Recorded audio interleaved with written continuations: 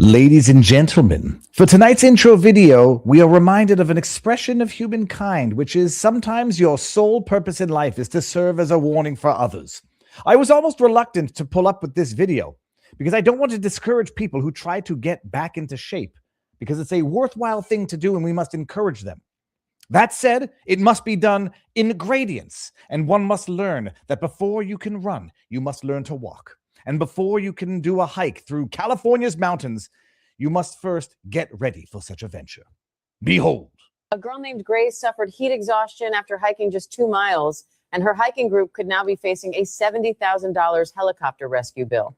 The video showed Grace starting the hike before later being airlifted by a search and rescue helicopter. Grace became too weak to continue after walking about 2 miles, so the group stopped while guides wrapped her in an emergency blanket and called for a helicopter. Many people focused on Grace's size, arguing that her physical condition may have made the hike more difficult. Others pushed back, saying she is an adult who chose to join the hike and that heat exhaustion can happen to anyone in extreme temperatures. I just want to highlight something. Her physical condition may have had a role to play in it. Yes, it's true.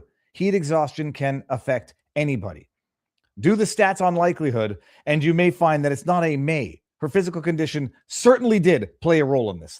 Many users questioned why a helicopter was needed for a trail that was only about 2 miles long, with some saying it would have been faster to walk back. Others argued that once someone is suffering from serious heat exhaustion, moving them without medical help could make the situation worse.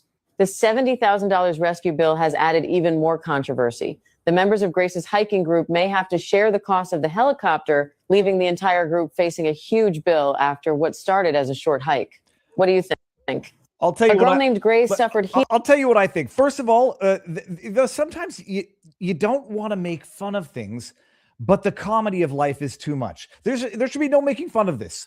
This is a woman who wants to get into shape, and it's something that everybody should do. Your body is a temple, and you should treat it as such.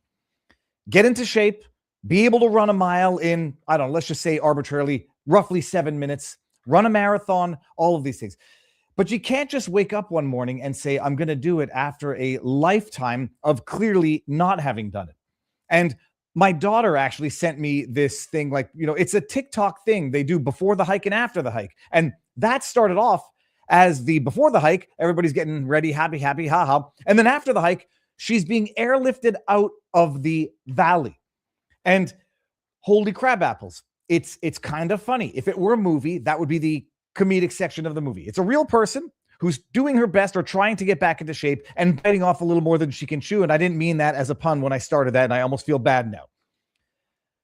$70,000 to be helicoptered out, and you're left also saying that doesn't sound fair. First of all, legally speaking, I remember there was we come from a family of lawyers, and one of my siblings was involved in a lawsuit, which was a helicopter company suing the estate of an individual who got his head chopped off by the helicopter blades when he didn't follow instructions and went around the wrong way on the helicopter, got his head chopped off, and it caused, $40,000 worth of damage to the helicopter.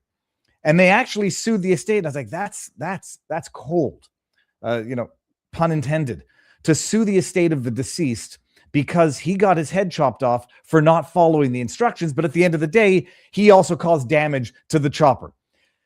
The $70,000, I presume they have medical insurance and it would be covered, but it's the law as well that unfortunately, these are the expenses incurred as a result of the lack of foresight to not walk, then walk faster than run, but to go hike in a hard hike in California and whatever. The bottom line, however, is that sometimes your purpose in life is to serve as a warning to others. The road to physical fitness after a lengthy period of time of lack of physical fitness does not happen overnight. Hiking is not something that everybody can just do, even those who are already able-bodied. When I went to the Grand Canyon, and I am reasonably in shape, I would say obsessively so. I've run, I'd say at least 2 marathons, but I've did the Spartan Ultra Beast, which was 50 kilometers of obstacles. I ran a 50-mile race, Bear Mountain. You can check out my time, 12 hours and 14 minutes to run 50 miles. It's not for everybody. And also, yes, even those who plan and train get heat stroke. They get dehydrated. They get muscle cramps. They have to bow out. that unfortunately is just one of those situations where you feel bad laughing at it. I think she'll laugh at it in due course, and it'll be the ultimate in your face if she loses all the hundreds of pounds that she's going to lose, comes back in a couple of years, does that hike, and then has the ultimate before and after. Plus, it's got to be kind of cool to be helicoptered out of a canyon. I don't know how many people. I've been in a helicopter once. I should say twice, first and last time, because I don't think I'm doing it again. We did a doors off helicopter tour on my honeymoon in 2007 in Hawaii.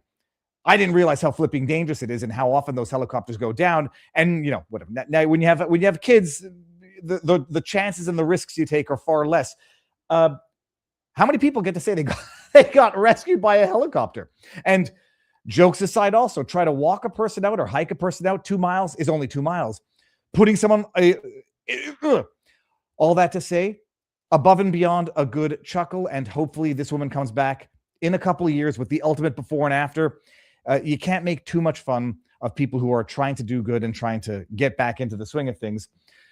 And then there was another video that also went viral this week, which went viral for all the wrong reasons. And you say, where is the line and where is the limit in terms of finding humor at the absurdity of what is apparently real life and saying, maybe we just leave this one alone because clearly there's other stuff going on there. This is going back to the Maine. Well, there was a Senate race in Maine, and a couple of videos went viral of an individual, Ashley Webb, who identifies as Ashley as a man, and gave some answers during that Senate election in Maine. And if you don't remember or haven't heard, there's only one reason why I'm highlighting this one, people, and it's for medical reasons. Let's just play this. The biggest thing I'd like to get across is that we need unity. Whoever wins this nomination, we need to show up at the polls. We need to vote for them, and we need to make sure they win no matter what. With the trans community, like, we're being dehumanized. They say that we want to hurt people. I don't want to hurt anybody. I just want to use the bathroom. And if they want me to use the men's room, I will, but I don't want to be assaulted. I suppose the biggest thing is, like, I'm just an angry citizen now. And if I got elected, I'd be an angry senator. And I think that would probably be their worst nightmare. So that may not be, I mean, that's the one that I found the funniest of the compilation. Like, maybe you don't want to say that. If I I'm an angry citizen and I'll be an angry senator, everything else, personal preferences, but that was the one that I found the most humorous. What I do know is when I deal with, like, pests like wasps and hornets, I don't go and provoke them. Like, attacking Iran, we provoked them. Like, personally, I don't think we should have done that. I think we should have left them alone. They weren't doing anything to us. I mean, as far as I know, there wasn't any threats they were making towards us. I want to predict one thing, if it hasn't already been done. Awaken with JP is going to do a version of this because they almost have naturally the same accent. The reason why I wanted to bring that one up, only for one purely medical reason, is because allegedly, incidentally, the individual, let me see here. I got to bring this one up. The individual claimed that he menstruates through his anus. I couldn't believe it. I'm not sure that it's true. Apparently, this is what they said. Where was it? Here. Colin Wright, who I always confuse with Colin Farrell. Maine Democrat Ashley Webb, who said he would not, quote, lie or deceive people, claims in Reddit posts that he ovulates and has a monthly period, but because he has an external male parts instead of the proper hole, the period blood comes out of his anus. We're starting off on a health issue. We're going to end up on a health issue. Despite being karyotyped as XY, he says he's pretty positive I am XX type. He also believes he has female internal organs, although CAT scans have turned nothing up. Colonoscopies have also failed to validate a connection with a supposed hidden uterus. That was another part of the news which was almost too absurd to believe. I just want to say this to all the men out there. If you have blood coming out of your anus, it could be the sign of a very serious medical condition, prostate cancer, polyps. More often than not, it's just hemorrhoids. But if you have bleeding hemorrhoids coming out of your anus, and hashtag not medical advice, if you happen to have hemorrhoids that bleed, and they bleed so substantially that you see the blood in the toilet, it could lead to anemia. It could lead to generalized fatigue. And it is probably a medical condition that you should have looked at, lest you suffer much more serious consequences in the long run. Not speaking from any personal experience, I am You can actually get anemia if the bleeding of your hemorrhoids is sufficient or sufficiently prolonged. So don't tell yourself it's a menstruation because you think you're a woman. Go get that stuff checked out, people, because prostate cancer is the silent killer that you can catch early enough, and it could save your life. People, that was very loud. I actually heard that through my own headphones. How goes the battle? Viva Fry, former Montreal litigator turned current Florida rumbler. In my home office, back in my home office, after a long period of road trip. We are using StreamYard tonight because I don't want to, again, have an issue of cutting us out. We're going to fix the glitch in Rumble Studio so that we don't cut out immediately after we go to the locals after party and the Rumble Premium party. So I'll be following the chats across all platforms. What I wanted to say, if you're new to the channel, I'm going to be following the chat for some of the trolls because of the fight that I've... speaking of kicking hornets' nests, I like to use X as a diary of my life, a diary of the times, and I like to memorialize things because the internet is forever, for good and for bad. Sorry, I just got distracted. I had surgery for anal fissures 3 years ago. Okay, I'm not going to share. I won't go into too much detail of my issue, but our locals can details about it. We are live on the Sunday night show across all platforms: CommuTube, Rumble, X, and vivabarneslaw.locals.com. The weekly daily show is exclusive to Rumble and our locals community, and I post the clips on Rumble. On CommuTube after Rumble. The entire podcast, including the after party, which is exclusive for locals and Rumble Premium, is posted to Spotify. So you can get the entire video podcast in video format, including the after show, in Spotify. So for those of you who say, where do you go? I want the whole thing for it. You can get it the next day. But we do have the after party to thank our supporters for supporting us, to give them a little extra perk. And yeah, and that's it. And anybody else, you can catch it the next day. You just won't catch it live. I'm going to give everybody the link to the Spotify so you can go sub and follow it there. What was I going to say here? So there's that.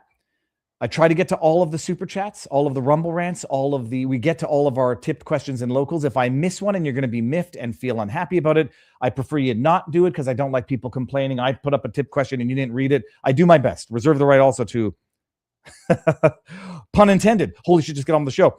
We're waiting for Barnes. I'm going to see what's going on here and I'm going to bring up a couple of, this is the show, by the way.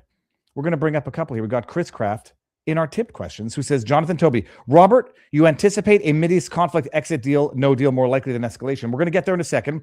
Chris Kraft says, love the boys. Here, I'll start the show until Barnes gets in here. We're going to talk about this. So for those of you who follow me on X, you might think I'm a total lunatic, and that's fine, and that's fair game.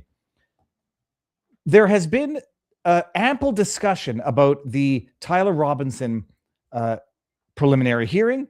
Evidence that allegedly has come out that Tyler Robinson allegedly ate at a steakhouse in Panguitch, Utah, and allegedly a receipt showing that he ate there, that he paid for it at $9.55, give or take, $9.47, such that the text message that he's alleged to have sent from Orem could not possibly be because it takes about 2.5 hours if you're driving fast, 3 hours to get from Panguitch to Orem, Utah.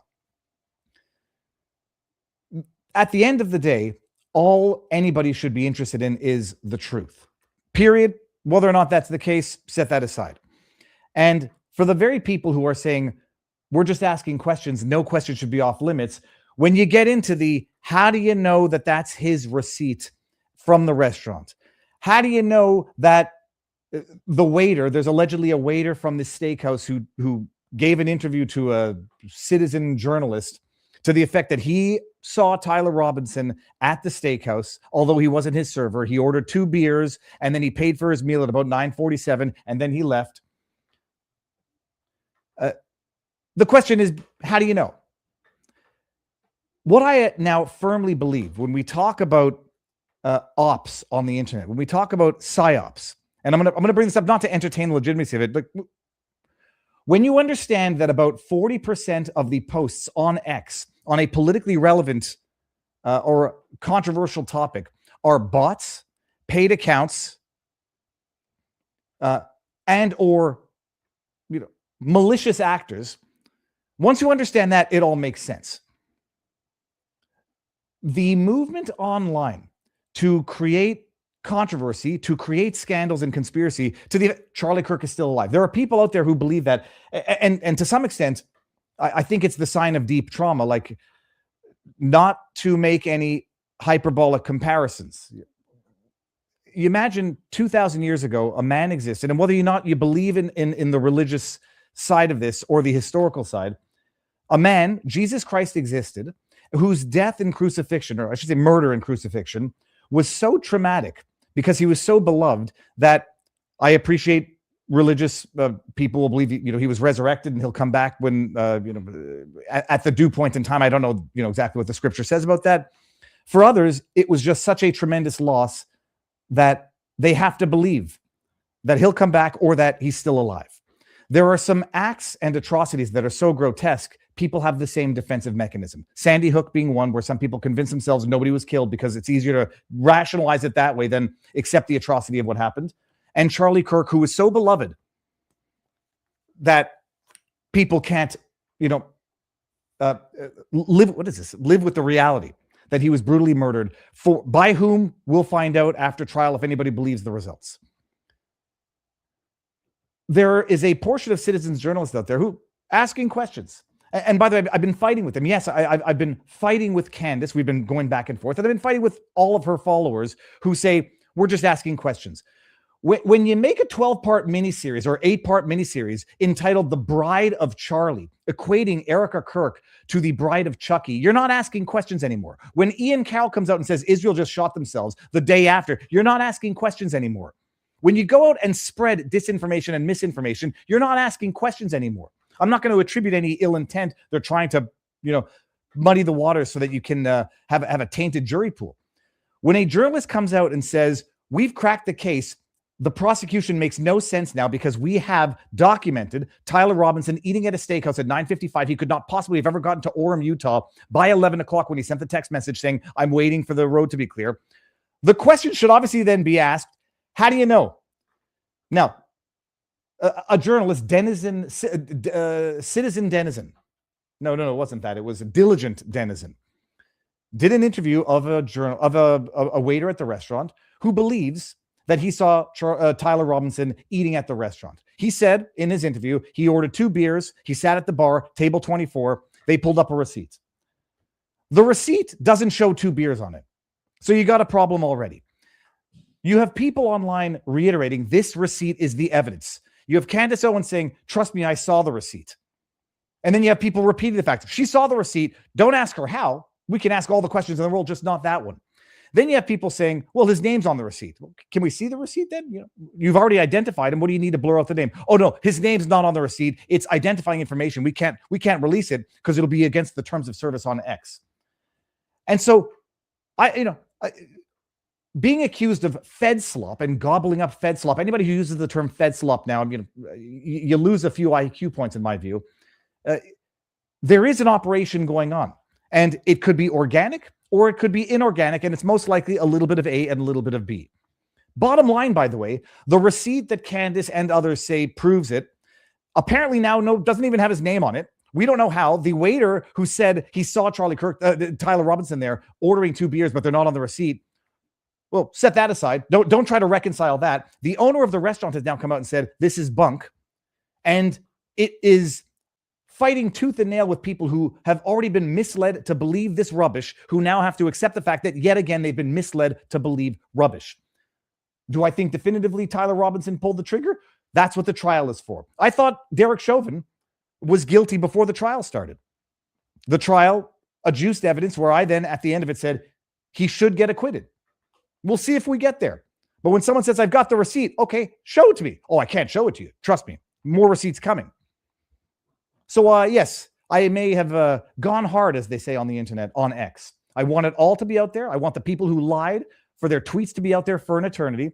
And people should then think twice again in the future. The only problem is, Mark Twain said it, it's easier to fool people than it is to convince them they've been fooled. And there are a lot of people who've been fooled, who've placed a lot of their identities in that upon which they have been fooled, and they are stubbornly clinging to that and refusing to admit it. shifting your beliefs as new information comes in and adjusting your position. Well, if you have to do it too many times, it's because you've come to two definitive positions in the absence of any evidence whatsoever. With that said, Biggity Barnes is in the house. Sir, you look like a child. I feel like a monster compared to you. This should be the other way around. Robert, sir, how goes the battle? Good. I was waiting to see if Trump, when they give the World Cup trophy to Spain, who pulled it out in extra time, the big pick I gave out on Spain not to win in regular time cash, but they did win in extra time. Argentina went down a man. I was curious whether Trump would, Trump has been very critical of Spain for a range of reasons. For a period of time, he thought they were the S in BRICS. I'm not sure why. But I was waiting to see Trump grab the World Cup trophy and then run with it. Just take off to keep it from Spain. To deny it to great World Cup though. Great competition. Finished up in New York. The U.S. proved once again, in my opinion, it's the best host of the World Cup. I hope it comes back sometime in my lifetime. I got to see games in the World Cup in the United States here twice as a kid, 1994, and saw the Scotland play Morocco up in Boston, where the Scottish fans were. I think most people would conclude they were the best fans to come to this World Cup. If it's not Scotland, it's not a party, or Scotland is the party, something like that. They had great slogans, great songs, great commemoration of the world's greatest sport, and we got to see probably the last game in World Cup competition of the greatest player to ever play the game, in Lionel Messi. So the congratulations to the Spanish team getting home their second World Cup. Congratulations to Messi getting the only player to start on 3 World Cup final teams, and put up a heck of a show to get there. The 3 Lions are going to have to wait a little bit longer to take it home, the English fans. But they had a great semifinal match. That was one of the most exciting matches. Not semifinal, one of the third place game. Ended up, I think, 6-5 or something, or 6-4. I mean, it was wild. So that was a lot of fun. So, but yeah, now the party's over. Now we got to wait 4 more years for the World Cup to play back around. Next time it will be split, and probably what will become a tradition between Spain, Morocco, and Portugal. So the Cristiano Ronaldo probably played his last World Cup, but given they're co-hosting the next one, maybe at 45, he'll find a way to get back out there. We'll see. The one after that, it's going to be hosted in Saudi Arabia. Hopefully, if there is a Saudi Arabia, the way that conflict is going. But we got a lot of top topics tonight. The number one voted top topic was on all the election-related issues. So that includes the president's speech on Thursday. I think it was globally a little bit misconstrued as being China-focused in ways the speech actually wasn't, but we'll get to that. Whether the SAVE Act will pass, whether the president whether any prosecutions will occur, whether the president has emergency powers. This is an emerging theory in some conservative circles, that there might be emergency powers. He could institute the SAVE Act. What's the probability of that being legally enforceable? And a reminder on what a lot of the 2020 election issues were, and in my opinion, were not. People are still kind of confused. I get people that will say that thought I was a skeptic of the 2020 challenge, forgetting I was one of the lawyers leading that challenge. But we'll get into that those aspects. An update on the 1776 Law Center cases. We filed a petition to the Supreme Court about the right to record your own court proceedings. We filed a 7th Circuit appeal on vaccine mandate discrimination. And unfortunately, Amish farmer Amos Miller is under attack again by the state of Pennsylvania. Then we've got a range of other, smaller cases. We got Taco Bell in the news. We've got, that might relate in certain ways to the Amos Miller case. I'll talk about that in a bit. The Havana syndrome has led to a suit against the CDC. What's going on there? The vaccine twin deaths case continues to draw more attention out of Idaho. We've got the merger we were talking about, the Paramount Warner merger, back in the legal news as predicted. A bunch of state attorney generals and even private guilds are filing suit to challenge that merger. We've got California speech recycling laws and a few other cases to cover tonight. Well, the heck was I just about to say? Oh, the double infant death. I noticed we took some flack for that last week, and I'm not sure why, but we'll flesh out the details because I think people I don't know if people think we misunderstood or if people misunderstood the factual pattern in that case. We'll get to that one in a second. But Robert, can we start off on the breaking news, which is the Tate brothers have been arrested in Miami? Now, the legal question that I had is they weren't charged in America. They have not yet been charged in America, or they have not been charged in America with anything. They've been detained on an extradition request from the UK, where they've had a number of additional charges for sexual assault and whatever added to the existing charges. I don't have no experience with that in terms of how it works. If they're not arrested here, they get detained on an extradition request from the UK. What's the process for them to contest the extradition request? So it was a surprise to a good number of people because they're currently facing criminal prosecution in Romania, and they're out on bail in Romania. And Romania had said they would only extradite the Tate brothers to the United Kingdom once their criminal prosecution was finished in Romania. So it's interesting to me that the UK skipped and circumvented that process. That they're kind of disrespecting Romania by trying to leapfrog Romania into getting them extradited simply because they're currently in the United States. So that's an unusual legal phenomenon to have present. The more reasonable thing to do would be to for them to go back to Romania and await trial there, given that was the recognized agreement between the United Kingdom and Romania. So it's a disrespect to Romania's legal system for the UK to be trying to jump in line, if you will, jump in queue of grabbing the Tate brothers before then. The second aspect is the United States role in this. So the United Kingdom so the first surprise, the United Kingdom requested extradition from the United States, given that they're under continuous Romanian legal jurisdiction for that case, and that the presumption was they would go back and serve that, and then if they were to defeat those charges or face punishment for those charges, that it would be after that they would face prosecution in the UK. So the UK is kind of playing political games in doing this in the first place. The second aspect is that the U.S. Why didn't the U.S. factor that in? So why didn't the U.S. Justice Department recognize they're already under Romanian prosecution? They'll be extradited to the U.K. once the Romanian case is over. Why are they leapfrogging Romania as well by agreeing to this request when we have ongoing agreements with Romania in place on extradition protocols and procedures? So that too is a little bit peculiar. Then you have, so the legal process is the country makes an extradition request. The Justice Department processes it and decides whether they will execute it or not. I'm curious how this went about it because of, like I said, the background of the Romanian case. It wouldn't surprise me if at one level, it wouldn't surprise me if some mid-level prosecutor filtered this through without much review. Because that can happen in the U.S. legal system. But given the high-profile nature of this case and the role that you would anticipate the State Department play, and they always do play a role in extradition cases, you would have thought they would have flagged this, and they didn't. And so you're arrested under an extradition warrant. You can request bail pending the adjudication of that extradition.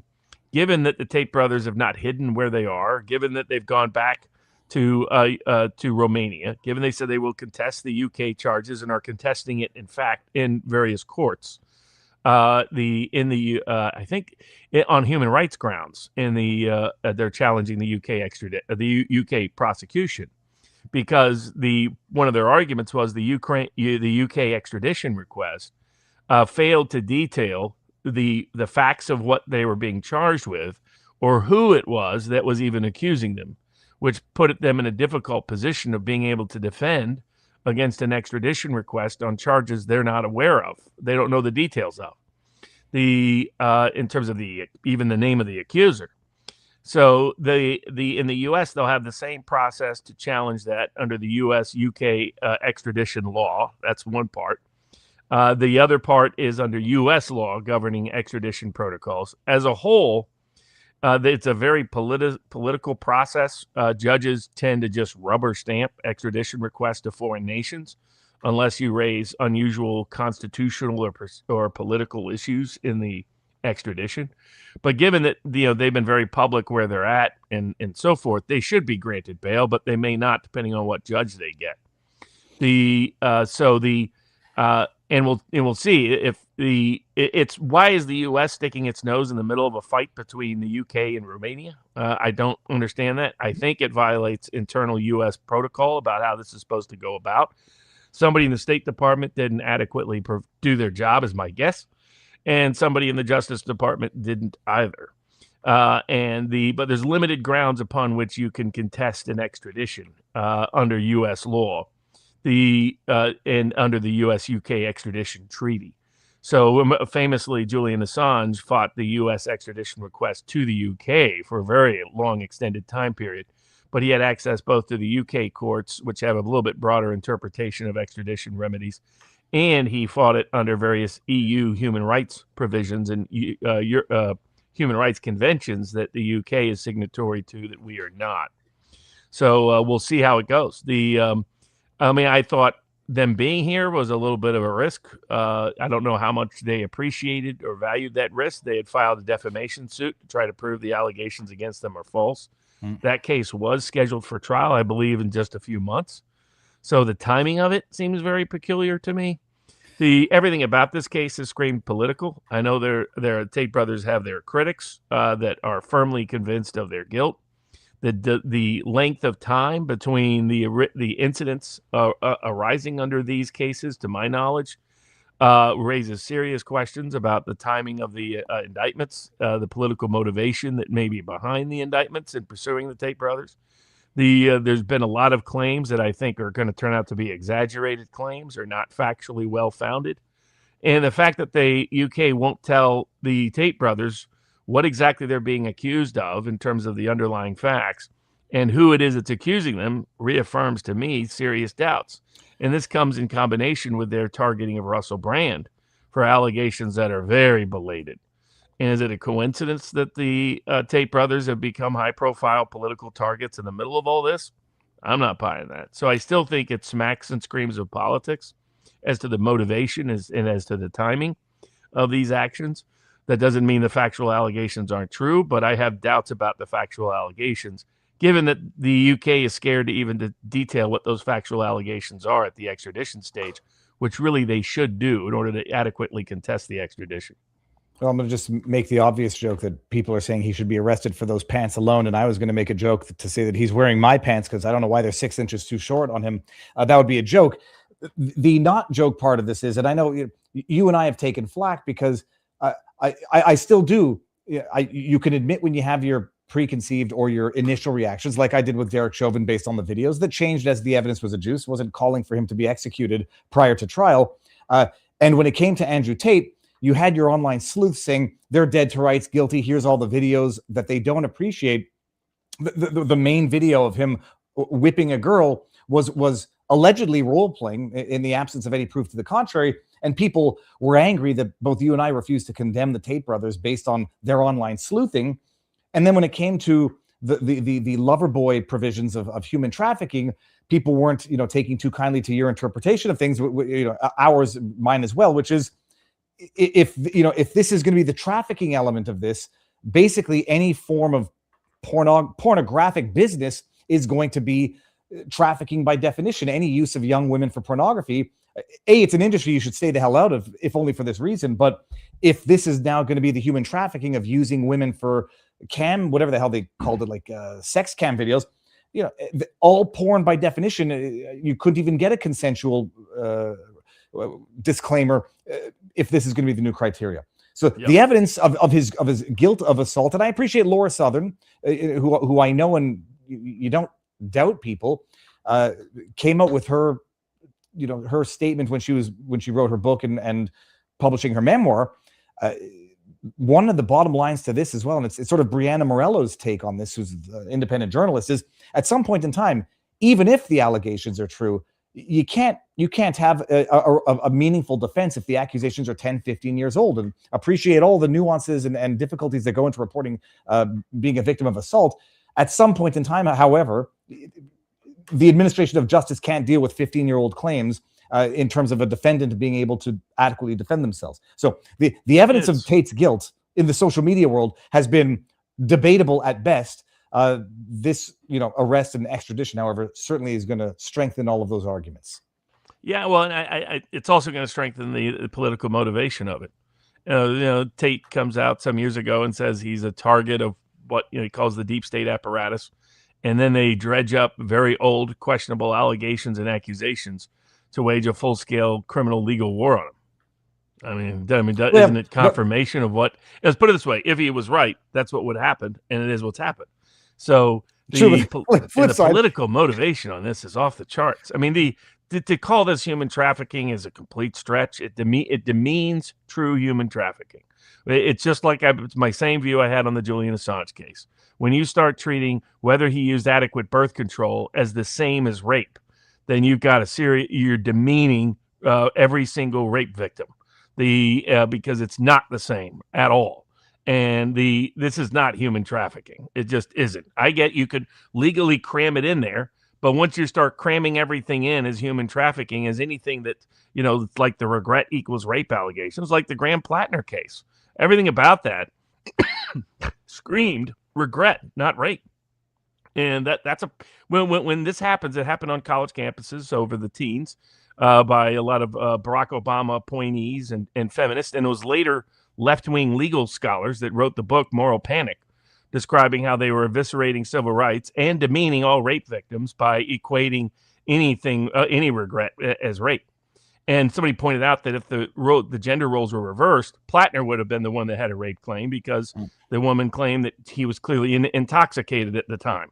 And if it's okay, if she's intoxicated and he's sober and sex happens, then he can be held liable for rape. Yes, she can't. I mean, this is the problem with taking something that's very salacious and horrific, like human trafficking and rape, and just cramming anything you don't like morally into it.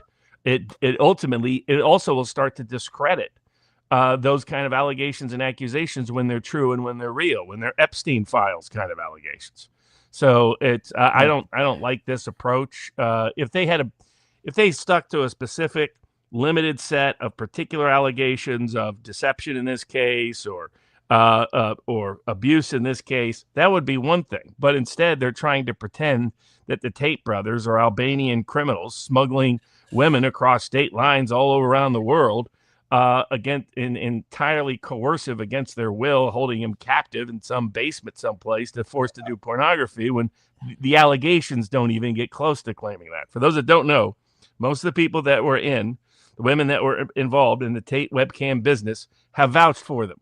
Find a human trafficking allegation accused person where where 90% of the so-called victims say they weren't victims and everything was consensual and for money.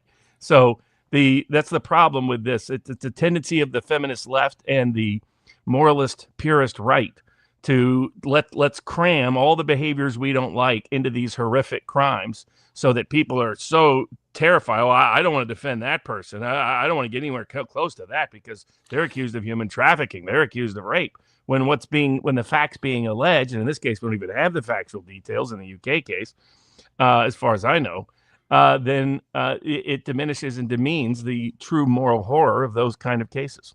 No, I say the only problem is based on the way the law sounds in Romania. It does sound like when the Tates were describing their business model, you get the girls in there young, get them to work for you, get them dependent, and then you can exploit them for a lot of money. He might have been describing the state of the law in Romania, and he might have been wise. It's just not human trafficking the way the ordinary person sees human trafficking. And what's going to happen? Then when people that really do human trafficking, that is colloquially understood as the horror of human trafficking, they'll be like, well, is it just like the Tate brothers then? Is it just somebody that's got regret? I mean, that's if you care about human trafficking and you care about rape and sexual assault being meaningfully prosecuted and punished and deterred, you do not want those crimes to be so diminished, so minimized as to be cases like this. We got one in the chat. Holy cows, Barnes defending Tate. LOL. At least that means we have a new face in here because we all took a lot of flack for not jumping on the execute the Tates because of the accusations back in the day. Yep. Robert, another one, if I may add it, I know you're familiar with it. There was discussion online that there is something of an operation of right-wing influencers, or call them right-wing pundits, analysts, who are now suddenly on board with flock cameras. And it was Owen Schroyer who said, what's up with this movement of right-wingers supporting flock cameras? I'm like, I hadn't seen it. It wasn't on my timeline. My timeline was focused. My timeline that was being fed to me by the X algorithm, pertained to Tyler Robinson and the alleged receipts. But then I went and looked for this, and I did come across Christopher Rufo and another guy named, I forget what the other guy's name was, where they are seemingly saying, it's not so bad about flock cameras, et cetera, the whatever we want to call the mass surveillance. And the discussion that ensued, and it's, I know where the limitations of my legal knowledge or U.S. law knowledge. We talked about the Chattree decision, the Chattree SCOTUS decision, which had to do with mass gathering of cell data of innocent, non-involved people to subsequently filter it down to people of interest, and then to get your criminal who ultimately had his unlawfully gathered in violation of the 14th Amendment, 14th or 4th? It's 14th. Cell data. Fourth, when it applies to the states, that fourth is applied through the 14th. Okay, yes. They ultimately had it, set aside, and they said you can't just mass gather cell data because the companies can gather it.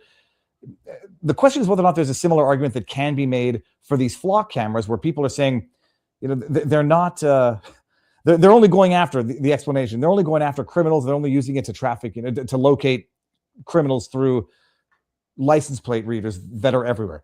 If it becomes ubiquitous and it becomes effectively mass gathering of everybody, is there conceptually or conceivably an argument that can be made under the recent SCOTUS ruling as relates to the mass gathering of license plates through these flock cameras, setting aside all of the other risks of hacking and storing information improperly or allowing others to access it?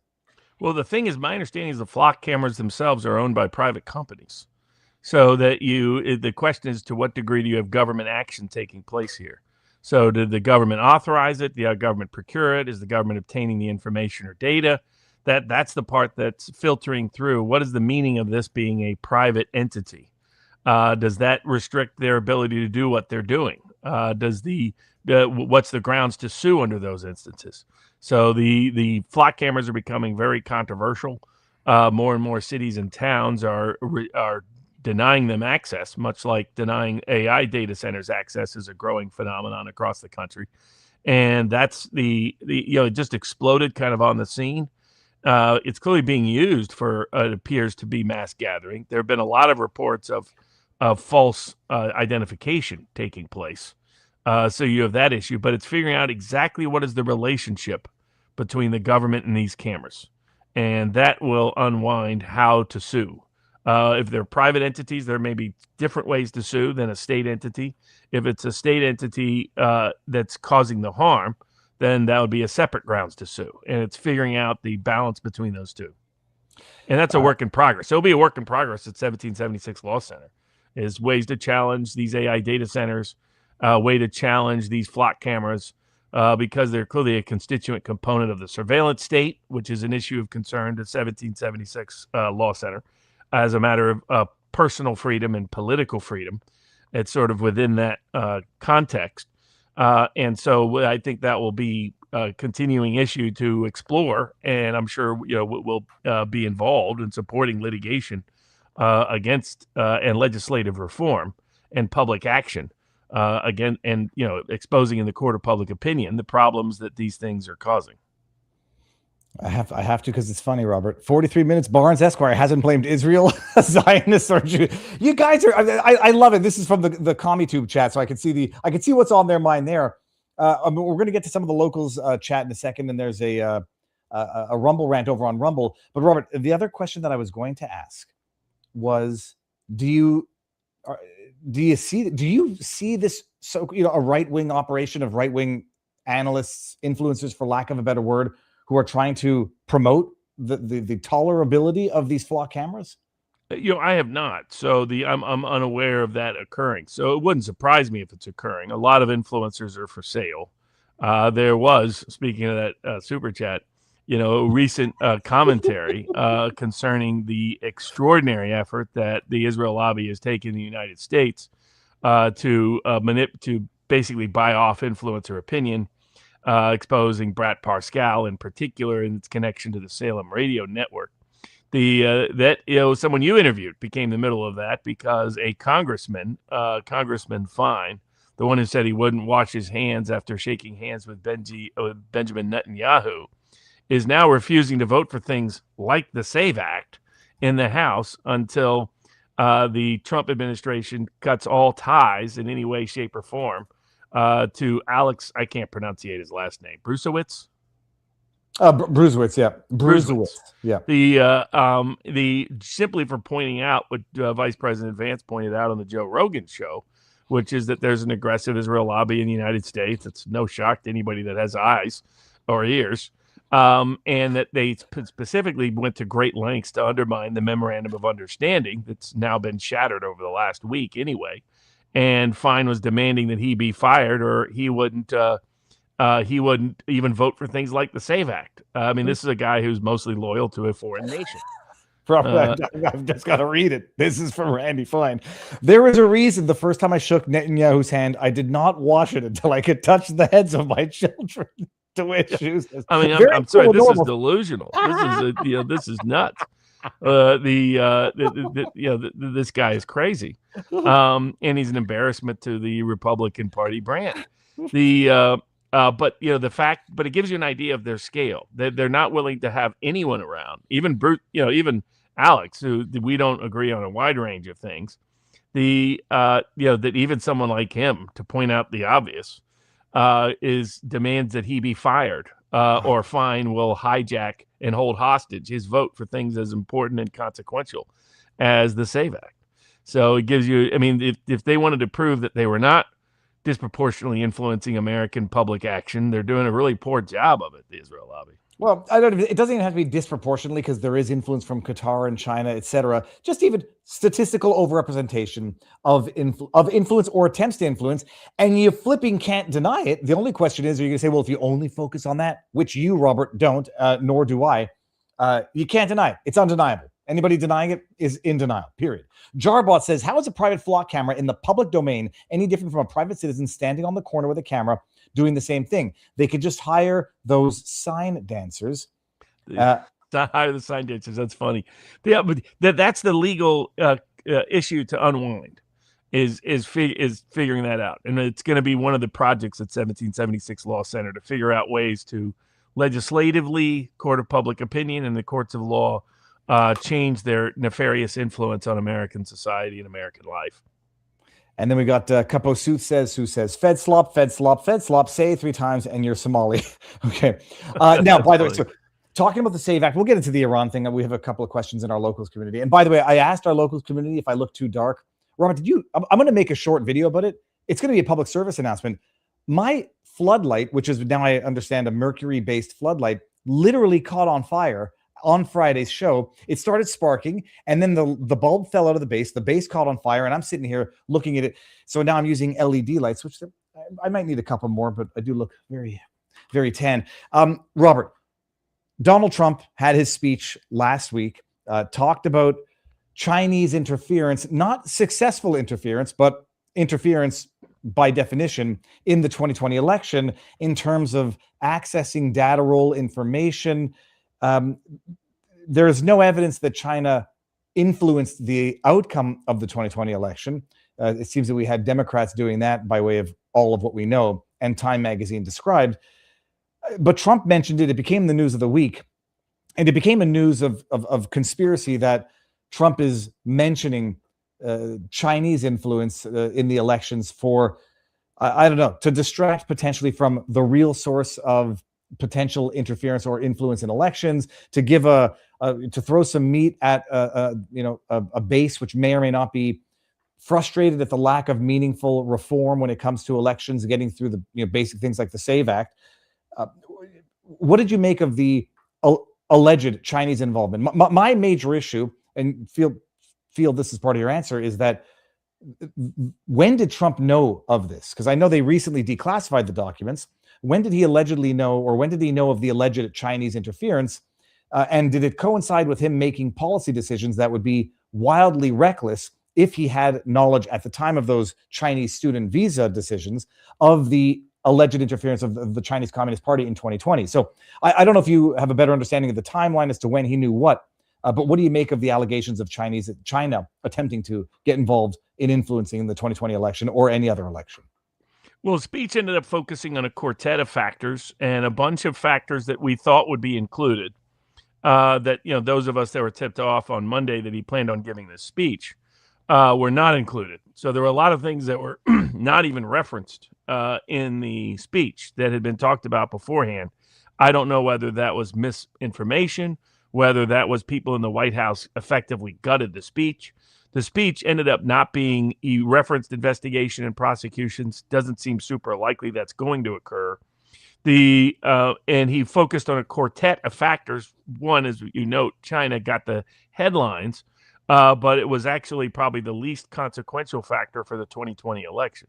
So I think really this ended up being a way to lobby for the SAVE Act. And he originally thought because the Iran war was pending that it would get broad media coverage. Once they, I think, mistakenly leaked that it was going to be about the election issues, all the mainstream media cut it off and didn't broadcast it. So it got very little direct media coverage by the public, which was unfortunate. The four factors he focused on, and I would have liked it if he would have tied it into how the SAVE Act could remedy these factors. Unfortunately, that was pitched at the end, but there was no specific tie-in to here's the problem, now here's a legislative solution. The first one is about just the hackability of voting machines. And here, the various statements I've made over time, people have misconstrued. I was a skeptic that the Smartmatic had any consequential role in the 2020 election, that Dominion had much significant role in the 2020 presidential election. And that was based on evidentiary review that I had done while being President Trump's counsel in reviewing what happened in Georgia and along independently with Matt Brainerd and Richard Barris, People's Pundit Daily, reviewing that information. That should not be taken as an endorsement of the use of machines in voting. I have long opposed it. My Democratic friends and allies, including the recently passed away Warner Mendenhall, was a great advocate, and so was Robert Kennedy, now Secretary of Health and Human Services, in 2004. Because my Democratic friends and followers, get real upset when I question the 2020 election. I point out or say anything bad about machines. It used to be a Democratic calling card to say no voting machines. Indeed, it was Democrats who sued Dominion in Georgia in 2018 that exposed the vulnerability of those machines. People, it's been memory hold. They were literally suing to say it's not secure. They can be easily hacked. They have access to the internet. And then that report got scrubbed when they decided they had to make the exact opposite argument. Correct. And that case even went forward after 2020, and a democratically appointed judge agreed there were serious problems with the Dominion machines in Georgia in 2022. So I just favor all machines being involved in voting. I think voting should be done on the same day outside of very limited circumstances on election day. I think it should be done in person. I think it should be done with producing voter ID. I have to get ID for all, to board an airplane. Why shouldn't I be able to have to give ID to be able to vote for the president of the United States of America, the most powerful elected position in the entire world, as we're seeing on display in the War of the Rant? So in my opinion, it should be voter ID in person, a single day, make it a national holiday to make it easier for working people to do it. And it should be something that should be a national holiday anyway, because it recognizes probably the most important consequential action any individual person takes that's not a public official in terms of impacting their government and the future direction of the world. And so for that reason, it should be as secure as possible. After the questions arose in 2000, after there was issues about hanging chads and issues about butterfly ballots in Florida, there were some unreviewed issues about Jeb Bush illegally purging a bunch of people misidentified as criminal felons from the rolls in 2000. Somehow that story kind of got buried with everything else. But a lot of the issues that showed up in 2020 have been here for a while. And the voting machines make it much easier for fraud to occur or corruption to occur or simply screw-ups to occur. So I don't favor machines being involved in elections. They don't improve the quality or credibility or confidence in the elections. They degrade it. And there's countries where I think that doesn't Canada, don't they use like PP? Paper, Robert, paper, 2 pieces of ID. Sometimes they even make you show proof of residence so that you have an ID and that you bring a utility bill or something.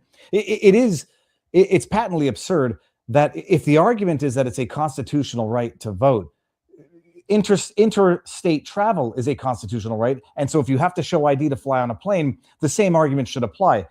But it's obvious it is a question of rigging the game. Get a bank account, all kinds of public utilities. You have to produce ID. So my view is, we should. Oh, sir, go for it. I was going to say we don't need machines.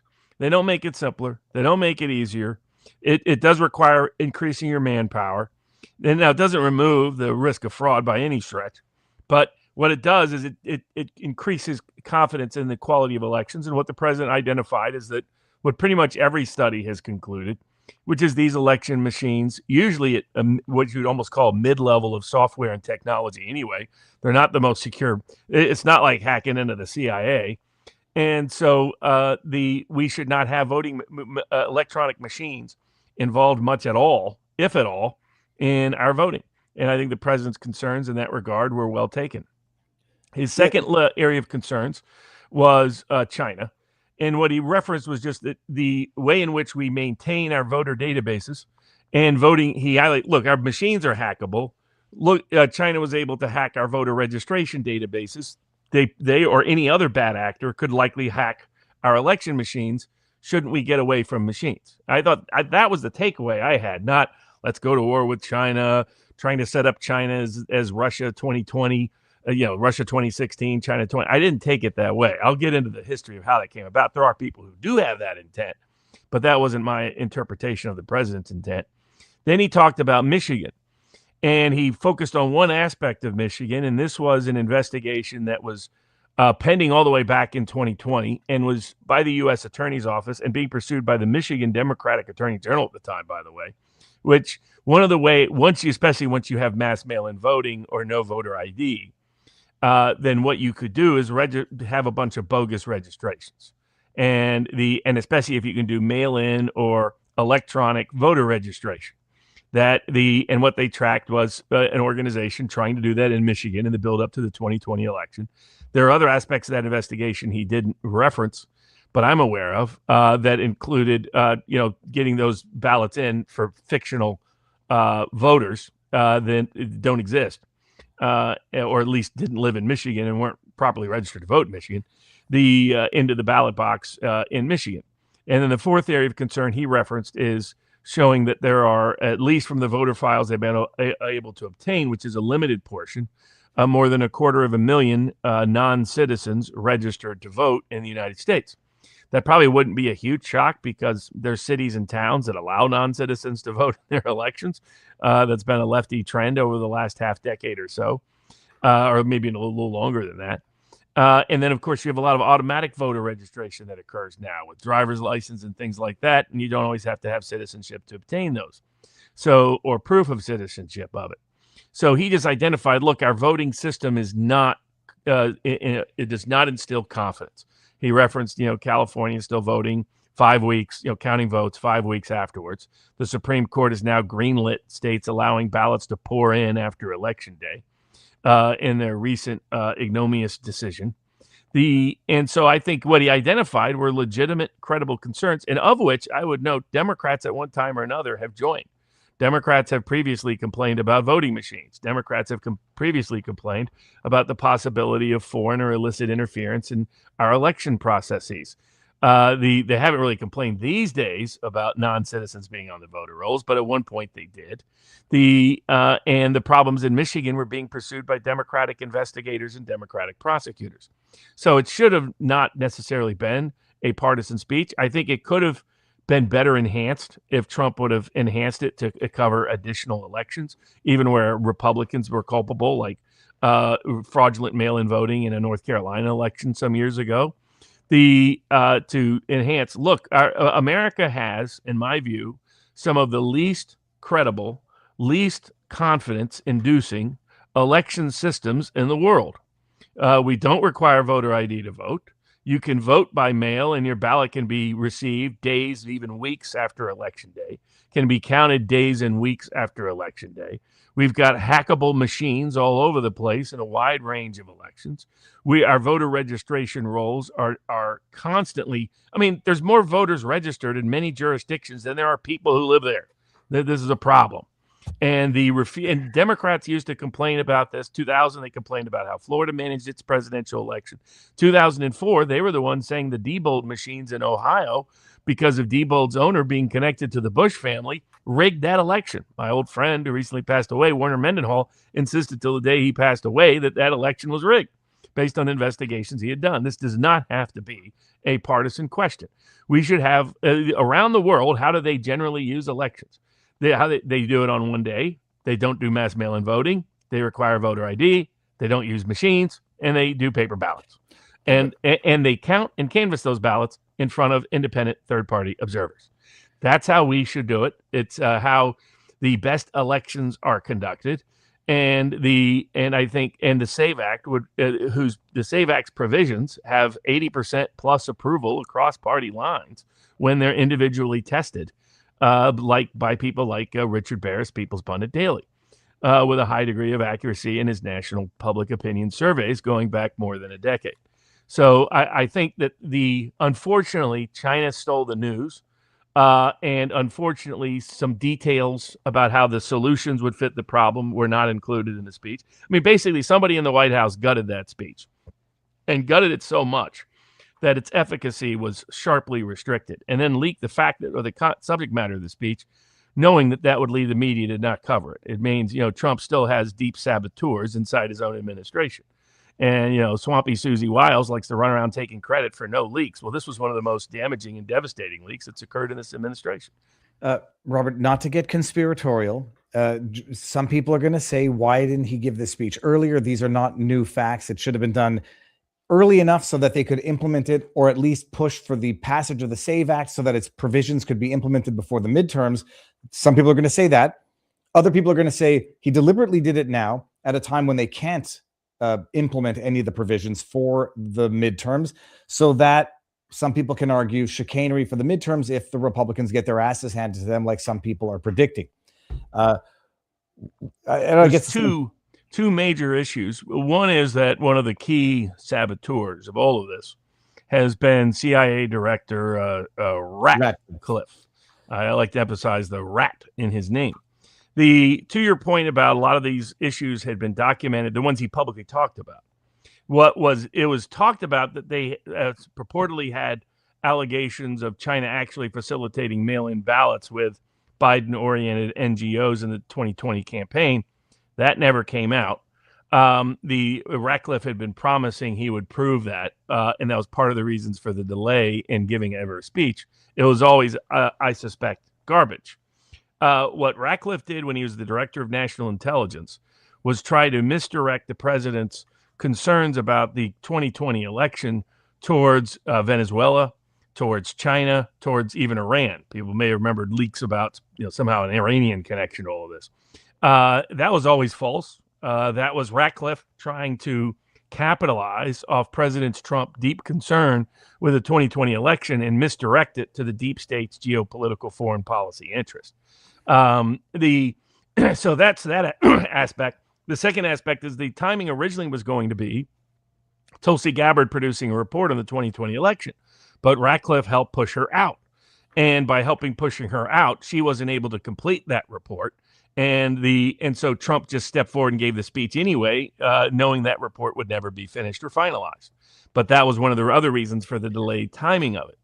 The third aspect is people like Jeffrey Clark and others who were part of the administration, ultimately were out of the administration for reasons I don't still fully know. I know you interviewed Jeffrey Clark this week. Yeah. And Jeffrey Clark was, when he was at the Justice Department, he was concerned with whether or not we had an election that was constitutionally consistent, and whether there were issues of irregularities and anomalies in the elections that suggested needed for further investigation. And in fact, there were. So now I'll go back to what I think happened in the 2020 election. So more broadly, we shouldn't have machines. We shouldn't have things that are easily or susceptible to illicit influence, foreign or otherwise. And that's what mass mail-in voting does. That's what having machines does. That's what having dirty voter rolls does. It facilitates that. It enables that. And the concerns of the Michigan example were well substantiate that. But the broader concerns of the 2020 election were really all about mass mail-in voting, and I didn't think he did enough to tie in why that's problematic. And what I had been urging, it was included in the original 2020 Georgia election contest the president filed that no court ever ultimately adjudicated because of the shenanigans the Georgia courts engaged in.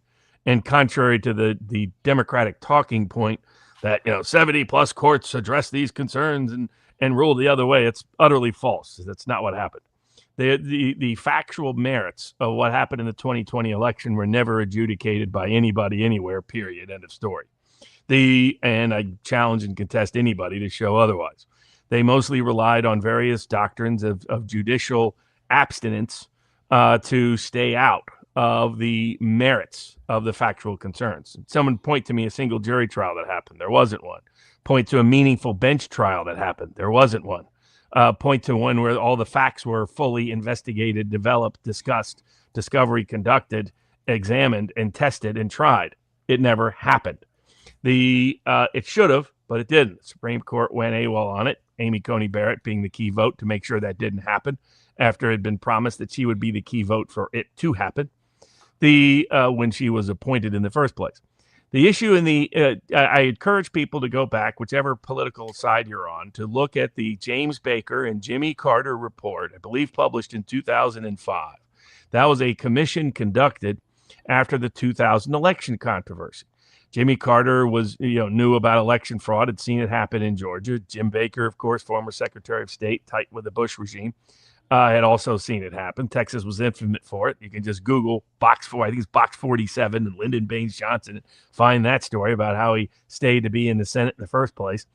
And so there's, is the reality that they said Baker and with a wide berth of liberal and Democratic and conservative and Republican scholars and analysts that the New York Times agreed with when it published in 2012 an article 7 years later, when the Obama administration and the Obama campaign was concerned with Mitt Romney using mail-in voting to stuff the ballots, about how dangerous mail-in voting is. That mail-in ballots invites fornication, invites fraud, invites the fortification Time magazine admitted occurred after the election. So the problem, mail-in ballots are a problem. They will stay a problem. They remain a problem, and they're expanding rather than shrinking. The role of machines are a problem. They will stay a problem. And unfortunately, they, like mail-in ballots, are growing in influence rather than diminishing in influence, largely because people took the bait of the red herring of blaming them for 2020, allowing them to sue and get big damages, and thus be able to establish themselves as functionally immune from effective political and legal challenge because you're like those people who accused us of being connected to Venezuela, Iran, and China and manipulating ballots and all the rest. People took the bait on that and allowed this fundamentally fraudulent system of conducting voting, open and inviting fraud. Does it mean every election is fraud? No. Doesn't mean every election will have fraud. No. Doesn't mean we'll have consequential fraud. In other words, more fraudulent ballots than the margin of victory. No.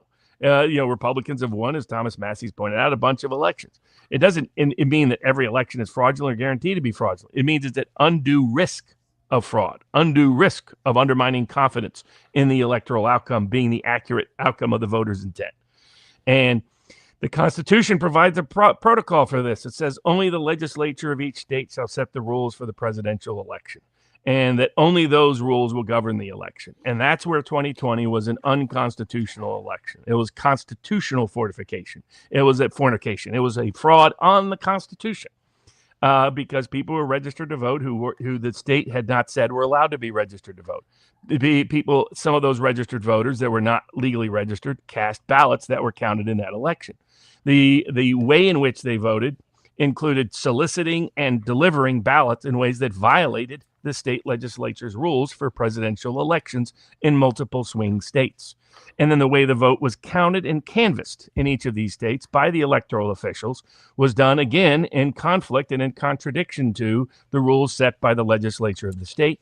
And the number of ballots in each of those three categories, the people not qualified to vote, people casting the ballot in a way that was not qualified to cast a ballot, and counted and canvassed in a way that was not constitutionally qualified to be counted or canvassed, far exceeded the margin of victory in those states. And when you aggregate the electoral votes from those states, it dictated and determined the outcome of the 2020 election. And that is why I still believe, 6 years later, the 2020 presidential election was not a constitutionally honest election. And that the reason why Joe Biden was put into the presidency was through an election that was a fraud on the Constitution of the United States of America for selecting our presidents. A lot of those issues, unfortunately, have just fallen by the wayside and shrunk back and not been the centerpiece I wish they had been in the political legal challenges and political challenges brought by Trump in 2020, and the same now. But it doesn't change. Those issues are still a problem. And sooner or later, they will adversely, as they have in the past, adversely affect every party and everybody's candidacies. And we should want and welcome a secure electoral system. And the SAVE Act goes a good ways to get there. Whether it will pass, another question. I was going to ask. So Jeff Clark was on Friday. He amazingly took an interview on very short notice. And I did ask him one question because he had mentioned Maduro and Venezuela. And I'm like, part of me didn't want to believe that Trump was, alluding to Maduro, Venezuela to reignite the ghost of Hugo Chavez conspiracy theory. But I asked Jeff, is there any potential connection? And he didn't shoot it out of the water right away. He said, look, as of yet, unclear. But if, Maduro turns state witness in the prosecution out of New York, he didn't say it was impossible. So yeah. I'm very skeptical. So the claim is that Smartmatic software was manipulated by the Venezuelan government, and not the last Maduro election, but the one before that, was alleged by the U.S. government back when we were pretending that Guido, whatever his name was the elected president of Venezuela. I have not seen independent confirmation of that. I know Smartmatic concluded that and pulled out, didn't like how Venezuela handled their software and pulled out of doing any further Venezuelan elections. A fact that was ignored by everybody blaming Smartmatic that had almost no role at all in the 2020 presidential election. The Juan Guido, guy's name is out of a simulation. Well, I was going to say, I brought it up. I wasn't sure if that was a joke or that was his real name. It's Juan Guido. Yeah, apparently his real name.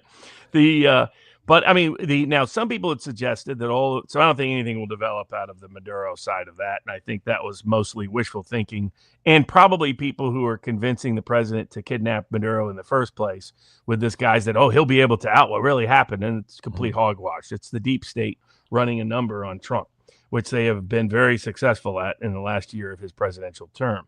Now, there's been some discussion that he'll announce emergency powers and announce a national emergency and thereby circumvent Congress and impose all of these SAVE Act provisions concerning mail-in balloting, concerning voter ID and the like through executive order, through emergency order.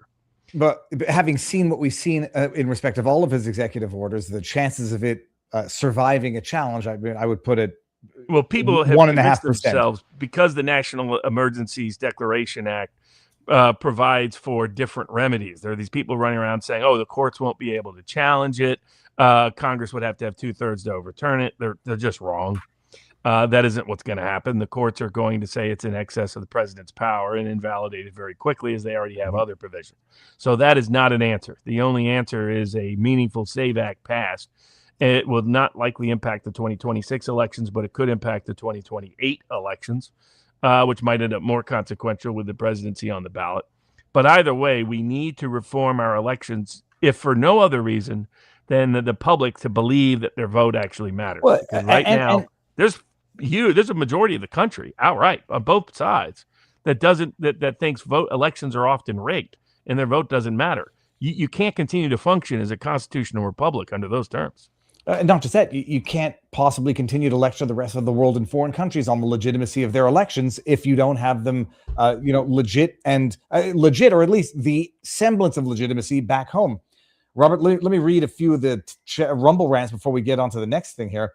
King of Biltong says, skip the gas station junk food while traveling. Pack Biltong from Biltong USA. Clean, protein-packed, grass-fed, air-dried beef with great flavor. Go to BiltongUSA.com, code BARNES for 10% off. And everyone, stay tuned. Biltong, we're going to have our line of hot sauce available through Biltong. It's going to be delicious. Sean 487 says, Viva, I am a Christian Baptist, and I do support overall Israel and think the Islamic threat is far greater. I hate Netanyahu, have been disowned and attacked for pointing out his flaws. Yeah, I mean, look, you pick your, that is not an indefensible position. Sean 47 says, food for thought for America. When Canada has vastly more secure voting than America, where it is counted same day on paper, and you get the results the same day. It's wild. And that's true for most countries in the world. It's ridiculous. We can't do that. It's discrediting. It's not plausible. So the part I do not understand is why far right-wing parties do not use the very loose laws in democratic states to get, I guess, a KFK member elected. It would be so funny to see them scream.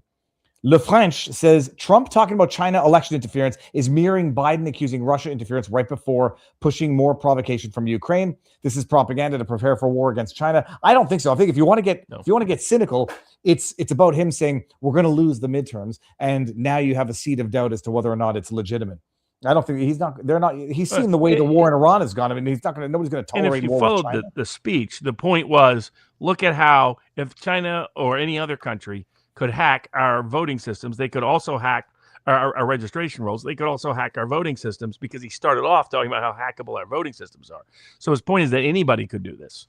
And now what he complained about was that there was within the NSA, within the CIA, within the FBI, personnel monitoring that China was doing what it could to not have Trump reelected, because of the ongoing negotiations between Trump and China on the trade war. And that information was hidden from the president throughout his entire term. So that was a legitimate complaint about deep state corruption, which was whatever the evidence would have led in that regard. It's information that he should have had access to, and they hid it from him. Cultivated Mind, who makes mushroom-based products, which everybody should check out and get, says, thank you all. Your response has been overwhelming and greatly appreciated. Head over to cultivated-mind.com, code VIVA25. The discount is going to be active for one more week. Thank you very much, Cultivated Mind. And Gorgeous Mayhem says, quick question, will there be a way to watch the 1776 law convention online? Robert, I don't know. There are a few tickets left. We were not streaming it. We may record it and make it available to people afterwards.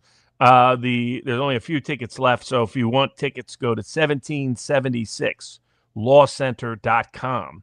And there you can get the tickets. It's a dozen guest speakers over 2 days, August 1st and August 2nd. Many are making their first ever appearance at a conference in the United States, including Alexander McCorris and Alex Christoforou from London and Cyprus alike. Larry Johnson, the ex-CIA analyst, talking about how do we reform the intelligence community.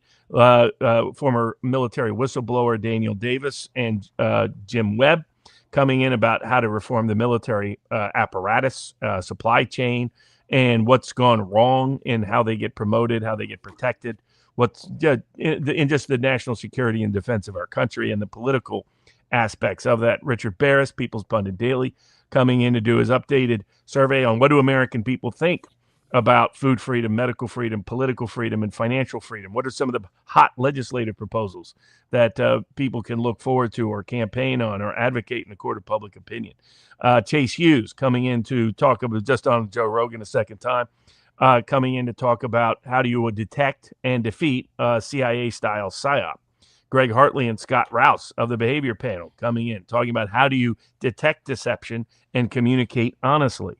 A range of other, Dr. Bowden coming in with Brooke Jackson to talk about their experience being MAHA whistleblowers against either corrupt corporations, the corrupt government, or corrupt licensing boards, or corrupt hospitals alike.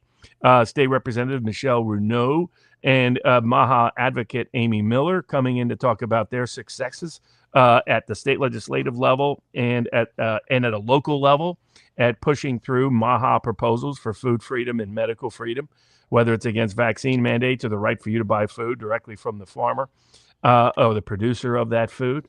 The Viva Fry coming in. I'll be there, of course, talking about all of these topics and issues. You get to meet people in person. There'll be a brunch and a dinner served. We're going to have some 1776 recipes we're going to try to be able to make for people. There'll be a range of books, booklets, other things as well. It's one of the best values of any conference you'll attend. So that's at Chattanooga, Tennessee, August 1st and August 2nd. Just go to 1776lawcenter.com, and there's, I think, 5 or 6 tickets left. So if you want them, you better go over there now. Let me bring it up, and we'll show it to everybody, and then I'm going to bring up, I wanted to have a perfect segue, but 1776 Law Center. Check it out, peeps. It's going to be amazing. Well, and I'm trying to bridge to the second favorite topic, other than a no favorite on the Viva Barnes Law.locals.com board, which was the some of the big cases 1776 Law Center is handling. For those that don't know, in broad, we support those 4 freedoms: food freedom, medical freedom, political freedom, financial freedom, in a wide range of contexts in the court of public opinion, in the courts of legislative branches of government at every level of government, local, state, and federal, and in the courts of law, particularly those cases and causes that are unrepresented in those 3 areas, traditionally because the client or individual doesn't necessarily have the resources to be able to put up the kind of fight that they need to in order for people to pay attention to these issues and to get adequate and effective advocacy. We've in the past represented Kyle Rittenhouse, represented the Covington kids, represented Alex Jones, represented a wide range of people in some piece or part of that equation, represented people challenging vaccine mandates, helped launch the challenge to vaccine mandates across the country, all of those components. But the 3 cases of recent note that are a vaccine mandate discrimination case, just filed a 7th Circuit Court of Appeals case on that, the second SCOTUS petition that we filed just this year for 1776 Law Center, and the return of harassment of Amish farmer Amos Miller. Let's start with the pilot reasonable accommodations. This is Boca versus it's United, right? I don't want to get the wrong airline. Yeah, this is a pilot who requested a religious exemption for the jab, proposed reasonable accommodation, which consisted of regular testing, wearing a mask to the extent anybody thought it did anything. And they still basically said, no, tough noogies, and we're basically not recognizing anybody's religious exemption. Although, to your credit, Robert, in our community, a lot of people who operated from the template of the religious exemption got good results based on that.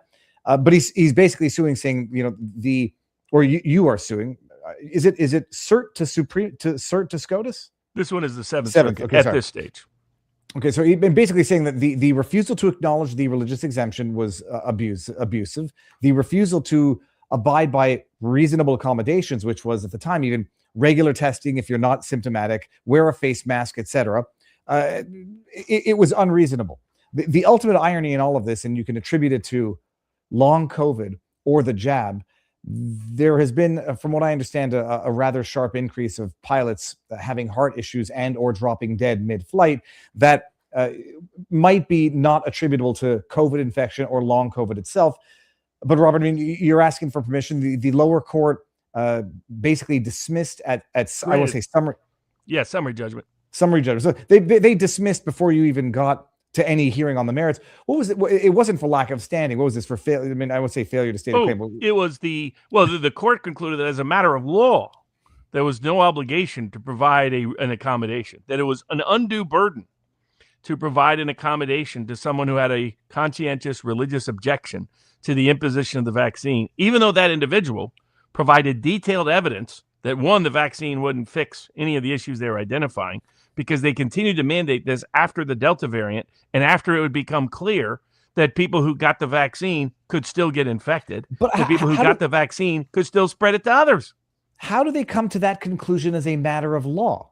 Yeah, because that's what judges are doing systematically. They are concluding the vaccine is God, without any empirical evidence supporting it, not letting you challenge it in front of a jury to make that determination, which is really a fact question. They're pretending it's not a fact question, that as a matter of law, the vaccine was the only solution for the employer, that there could be no other accommodation that could possibly be granted, even though, and this was the second big problem in this case, they gave medical objectors a completely different set of remedies. So if you had a medical objection, suddenly the vaccine isn't the cure-all, and suddenly not requiring the vaccine is not an undue a burden on the company. It was completely what the Supreme Court has repeatedly said. If you treat medical objectors different than religious objectors, that is per se evidence of discrimination. Judge just ignored it altogether. He has been dismissing every single, on summary judgment grounds, every single case. No, the fact he couldn't dismiss it at the pleading stage tells you that he knows, the judge knows, of the weakness in his case. Because if it was true as a matter of law then he should have dismissed then, but then he knew he would be reversed. So he waits until summary judgment, knowing summary judgment is harder to get appellate courts to reverse. But the federal courts are systematically green-lighting the abuse of religious objectors in vaccine mandate cases. And they started out that way, then they backed off midway through, and now they're back doing it all over again. And so that's why we're pursuing this case, because it's not only about his rights and all the other pilots. It's, again, as you point out, there have been more pilots to suffer disability or death from the vaccine than from COVID. And they have no documented evidence of any pilot or spreading COVID to somebody else because they didn't take the vaccine and causing death to someone, their disability to someone. To my knowledge, there's no evidence of that anywhere, frankly, in any employment context. The employer didn't produce any of this evidence. So they mandated a vaccine that the employer knew didn't even work as a vaccine. It was a therapeutic. It's like saying take Tylenol for a headache, because they knew at the point they continued to mandate this to them, and the union was complicit with them. The union was conspiring and made fun of religious objectors, mocked religious objectors. And the judge was like, oh, that's just a one-off comment. That's just oh, really? So if you have a key union official saying we don't want to hire any black people, that's just a one-off. That's just a one-off statement. They go to great lengths to prevent people from having a trial by jury. Why? Because they know juries are not likely to interpret the rules the same way. That this was a person who was very conscientious, went through the whole process. Showed all the incredible accommodations he would take. He would be, one, he's a pilot, so he doesn't have to interact with anybody really very much. He sits up in the cockpit. As has been pointed out, as United Airlines itself acknowledged, its air distillation system on its planes is designed to filter out things like COVID. That it was designed at such a low particle level that it would reduce the risk of even COVID spreading anyway through the aspect. But here you get someone who could not interact with hardly anybody, could socially distance everywhere, could just work in the cockpit, have a mask, get tested before he gets on, so he doesn't have COVID. He doesn't have it. And they're saying, nope, a matter of law, not adequate. You must take the vaccine. You must be our cattle. So that's the message from the federal courts. Many of them are complicit in vaccine mandates. Many federal judges have blood on their hands, causing the death and disability of people that they forced to take the vaccine. So they don't want to admit and acknowledge their culpability, their moral liability. And whenever these judges take off their black robe and put on their white lab coats and pretend to be scientists or doctors is when their arrogance goes off the charts. And that's why they're trying to systematically deny people these rights. So the next time around, you can't object. So the next time around, you're just a guinea pig as a condition of employment, a condition of education, or a condition of basic public rights. And that's why this case is so consequential. That's why these cases are so consequential.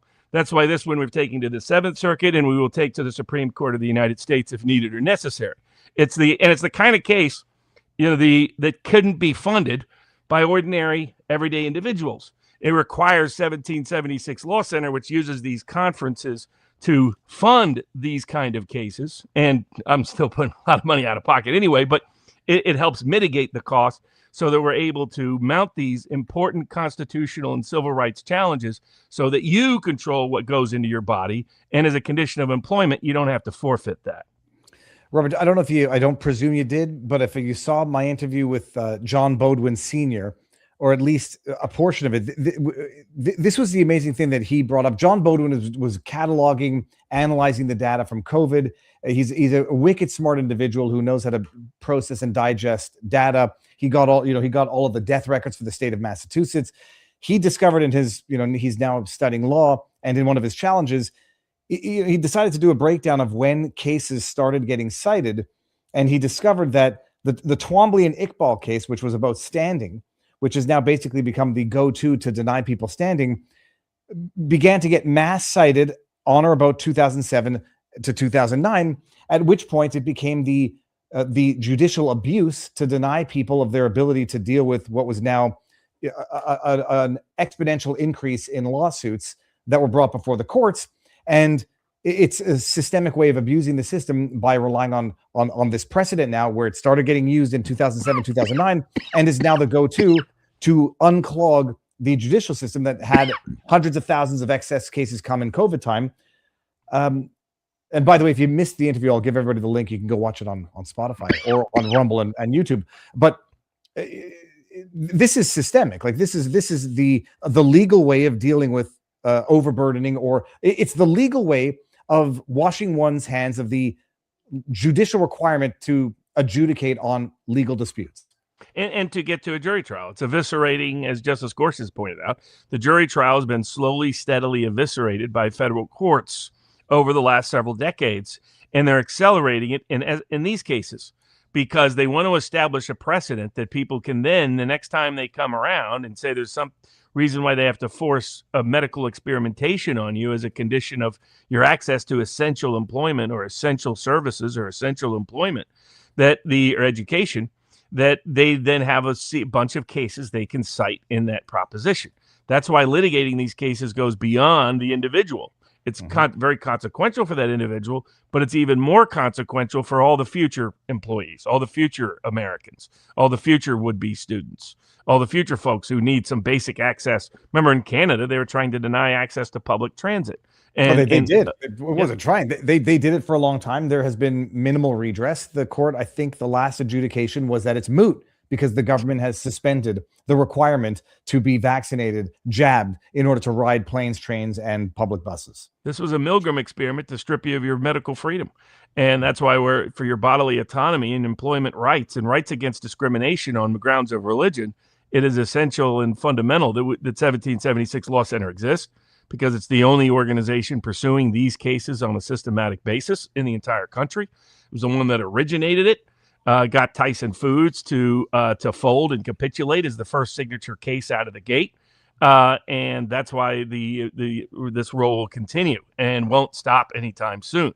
The second major 1776 Law Center case recently with major legal advocacy was the case concerning the woman who recorded her own court proceeding to determine whether or not the court reporter was fabricating and falsifying the actual official transcript.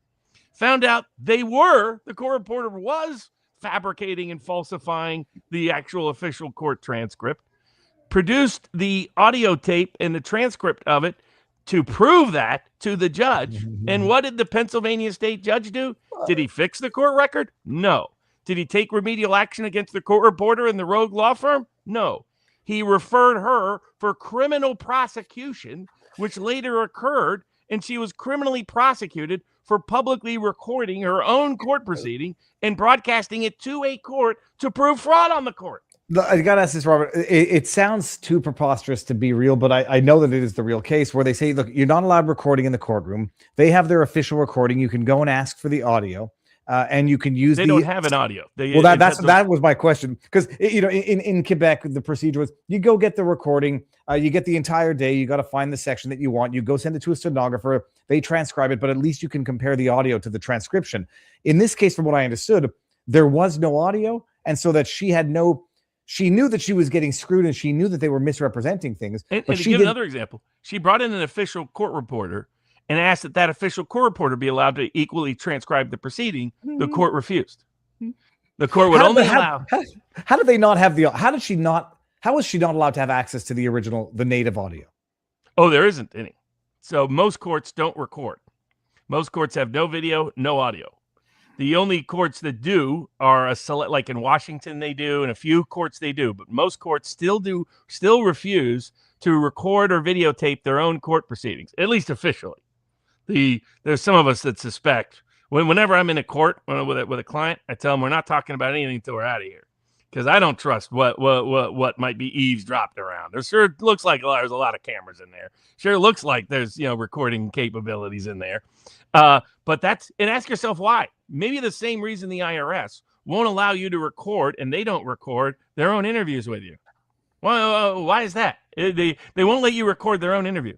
Is it because they want to lie and fabricate things later? Isn't that the only plausible explanation and excuse? Kind of like the only reason not to have voter ID is so you can do fraud on the election. The only reason you don't record your own court proceedings is you want to doctor the record later. Yeah, I was going to say that the only other less nefarious reason could be if they make warranties and representations that they then want to back out of later, but that's also still fraud. Not if they want to incriminate you, but if they don't want to be held to their own warranties and representations in terms of what they said you would. Oh, I got it on recording here, but still equally I'll give you fraudulent. an example. The co-counsel of mine saw it in live time with the judge, the federal judge who just presided, gave that sweetheart sentence to that Milwaukee County judge for her trying to aid and abet an illegal immigrant escaping custody. What was the penalty? I didn't. She got straight probation. No problems whatsoever. No time at all. And is she going to get disbarred? Is she going to have disciplinary action? Well, that may happen separately and independently. We'll see. But the fact she got the lowest pot. I mean, here's a judge, a state court judge, engaged in a major federal crime, as found guilty by a jury, and a federal judge going out of the way to make sure they don't do a day of time. That same judge years ago, when there was a proceeding in front of him, looked at the court reporter and went like this, and then asked, "What's the politics of the parties involved here?" And guess what? Did not show up on that transcript. That's what that meant. And do you think that was the first time he had ever done that? That the court reporter knew time to stop recording? Mm-hmm. Didn't say, "Hey, we're going off the record here." Nothing like that, because that would then be in the transcript. Instead, it was gone from the transcript. So we brought this case to the Supreme Court of the United States to give you an idea, just for the cost of printing the petitions, because the Supreme Court. Don't tell me. Let me guess. Tell us what goes into it. I'm going to give you the number. You have to print a bunch of these specialized little petitions in a particular size, a particular way. You've got to use someone that knows all the protocols and procedures and formatting of the Supreme Court to do it. So you've got to print a bunch to circulate amongst the justice and the clerks. How much do you think it costs to do that each time? I'll let the chat chime in quickly, but I'm going to say $18,000. Oh, it's not that bad. Thankfully, it's still bad. It's still $7,000. It's basically $7,000 out of pocket. When people ask me, what are some of the costs? 17,000. Well, hold on. That's 7,000. That's 7,000 American. So that's about 11,000. That's about 11,000 Canadian. Yeah, in Canadian dollars. Even just to print up you got to get your transcripts printed up, to print up your memorandums to go. Oh, it doesn't include any of that. It doesn't include all the other costs. So it doesn't include the other costs that go into. I'm talking about with the Supreme Court, just to file it effectively with the Supreme Court. It's a de facto filing fee because they require you to go through the specialized process, even though they do everything electronic up there, but they don't allow it to be that way. You also have to submit it electronically, but you have to submit these little paper copies and you have to be a little mini book publisher. And you've got to hire somebody that knows all the little rules so they don't find an excuse to reject it, because it can be jurisdictional if you didn't file it in time. So it's $7,000 just to do that part. Doesn't include any other addendums, any other things you've got to separately file and print and copy and none of those. Doesn't even include the separate filing fee. Doesn't include service and process fee. Doesn't include all of those fees. Just printing the little booklet does. Great, only court in America where that's the case. Now there's going to be a meme. $7,000. Robert needs the $7,000. Yeah, exactly. So that's what it is. It's obscene. Your First Amendment right is to petition the court for petition the government for redress of grievances under the First Amendment. It's the one Justice Amy Coney Barrett couldn't remember when she was going through the nomination process. And that petition the right to file a petition to petition the court verbally and in writing to petition the government for redress of grievances includes any filing with the court. We also have a right of freedom of publication, of press, of association, of speech. And in that context, the courts are public proceedings. Historically, the courts were often held outdoors. So, I mean, that gives you an idea. Anybody could come, anybody could watch, anybody could observe. Open access to the courts has been long recognized under the Constitution, federal common law, and state law, state constitutional and common law. And yet, this is stripping you of that, because this is allowing the court to monopolize the official recording of what happened, the official proceedings of what happened. And by doing so, it is prohibiting publication. It is prohibiting association. It is prohibiting speech. And most importantly, it is petitioning the court for redress of grievance, because part of that has to be access to honest court proceedings. Otherwise, how do you get anything? How can you meaningfully exercise your petition to redress to get redress of grievances through the court system if you're not allowed to get accurate recordings of what happened in your own court proceedings that you only publish to the court itself to document fraud? Even assume that she broke the law. Let's just operate on the basis she broke the law. Fine. She still nonetheless demonstrably proved fraud. Does she, like, it's fine, okay, if you violate the one-party consent rule and you illegally record a conversation, but you get evidence of a crime. But here, by the way, she's a party too, so they couldn't prosecute her under any of those statutes because she's a party to the conversation. She's a party to the proceeding. And she had requested her own official court-recognized transcript reporter to be there as a supplement to the court's own reporter. And he denied it, wouldn't allow it. So to me, the courts scream about everybody else having public access and open access. You can't block people online if you're a government official and so forth. But the courts themselves are the least transparent, least open, least honest government institution in the most secretive of our entire branches of government by a long mile, frankly. I mean, only certain parts of the CIA are more secretive than the court system is. And what does it do? It decreases confidence in the integrity and transparency and honesty of courts in general. So it undermines a critical point and purpose of the court's existence in the first place. It increases risk of fraud occurring on a court, where you're always supposed to be trying to prevent and preclude if you're a court. So while undermining your ability to petition the courts for redress of grievances and undermining your ability to exercise your free rights of both open access to the courts and to publish proceedings of public interest. So it's a systematic problem that goes right to the core. This statute is a very aggressive statute.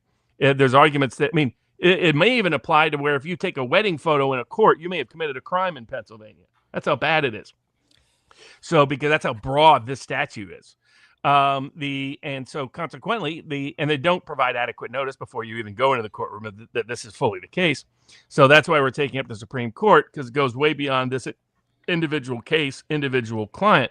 It impacts everybody's core constitutional rights to meaningfully petition the court for redress of grievances, meaningful open access to the courts. And where it should go ultimately is courts should not be allowed to prohibit recording of public court proceedings. They just really shouldn't. All that does is undermine confidence in the court system. They should only be able to seal proceedings in very limited circumstances where it's being requested by the parties, involving certain kinds of truly confidential information that isn't for public view. But that should be exceedingly rare under the strictest standards, and that was not present here at all. This was not a sealed proceeding at all. This was her, and again, she didn't publish it to anyone but the court. So it shows just how egregious these laws are. I'll give you an example. When I was first in court on Amos Miller, the state court judge warned anybody not to even take notes. Don't take notes unless you're officially recognized and allowed to do so. Can you remember? That's where Pennsylvania's going. Are you allowed to remember and then write it down afterwards? Robert, before we get to the next one, I just want to remind everybody, if you're watching on the landing page, click on the stream. Go down and give it a thumbs up. Subscribe. We're at 504,000 subscribers on Rumble. Subscribe if you want to tip. Download Rumble Wallet. You download the Rumble Wallet regardless. If you can tip with crypto, if you want to do that, download the Rumble app, because it's an amazing app to have to get real-time notifications. And just want to remind everybody. Someone asked who the case is. I've published the entire petition at vivabarneslaw.locals.com. As I have published the Seventh Circuit brief. People are free to, there's no copyright asserted. You're free to copy and paste however you want to use in your own case or to get the information and intel out. We're going to be publishing it as well at 1776lawcenter.com. And the case is Irve McGiddy versus the Commonwealth of Pennsylvania. I'm going to give everybody the link right now. I'm just going to pull it up here, and they'll share it. And then the last one, Robert, what's the last one? Is Amish farmer Amos Miller. I remember there was someone saying, Barnes, what case have you won? And I was thinking, well, I can go through a list of about 30 in just the last 2 years. One of the big wins we had early on was establishing a precedent that could benefit all Pennsylvania farmers and farmers across the country. The legal issue will actually relate to another case we're going to discuss in a bit. But a Amish farmer, Amos Miller, fifth generation farmer from Pennsylvania, has distributed tens of thousands of his products have been distributed by retailers, by food clubs and other marketers to tens of thousands of customers. I say millions of food products to tens of thousands of Americans over a quarter century. In that time, as the state officials themselves acknowledged under oath, not one person that was a customer or client of Amos Miller has ever filed a single complaint about the quality of his food, the marketing of his food, the advertising of his food. Heck, not even about what packaging it came in. Zero complaints. The best record of any farmer at that scale anywhere in America over the last quarter century. Despite that, he has been a target for a decade by the state of Pennsylvania, and before that, the Biden administration, harassing him into trying to push him out of business because they want to crush Amish farmers, because the Amish are an example, an exit ramp off the dystopian control grid of the Bill Gateses of the world, where big pharma and big food and big media and big tech all merge. Bill Gates is deeply invested in all four at both the public and private levels. The Amish are not. The Amish don't use a lot of technology. The Amish don't go to public schools. The Amish aren't part of the big media culture. They don't watch TV and movies or any of the slop that comes out of Hollywood, like the complete bastardization of Odyssey currently being made by Christopher Nolan in order to get his Oscar.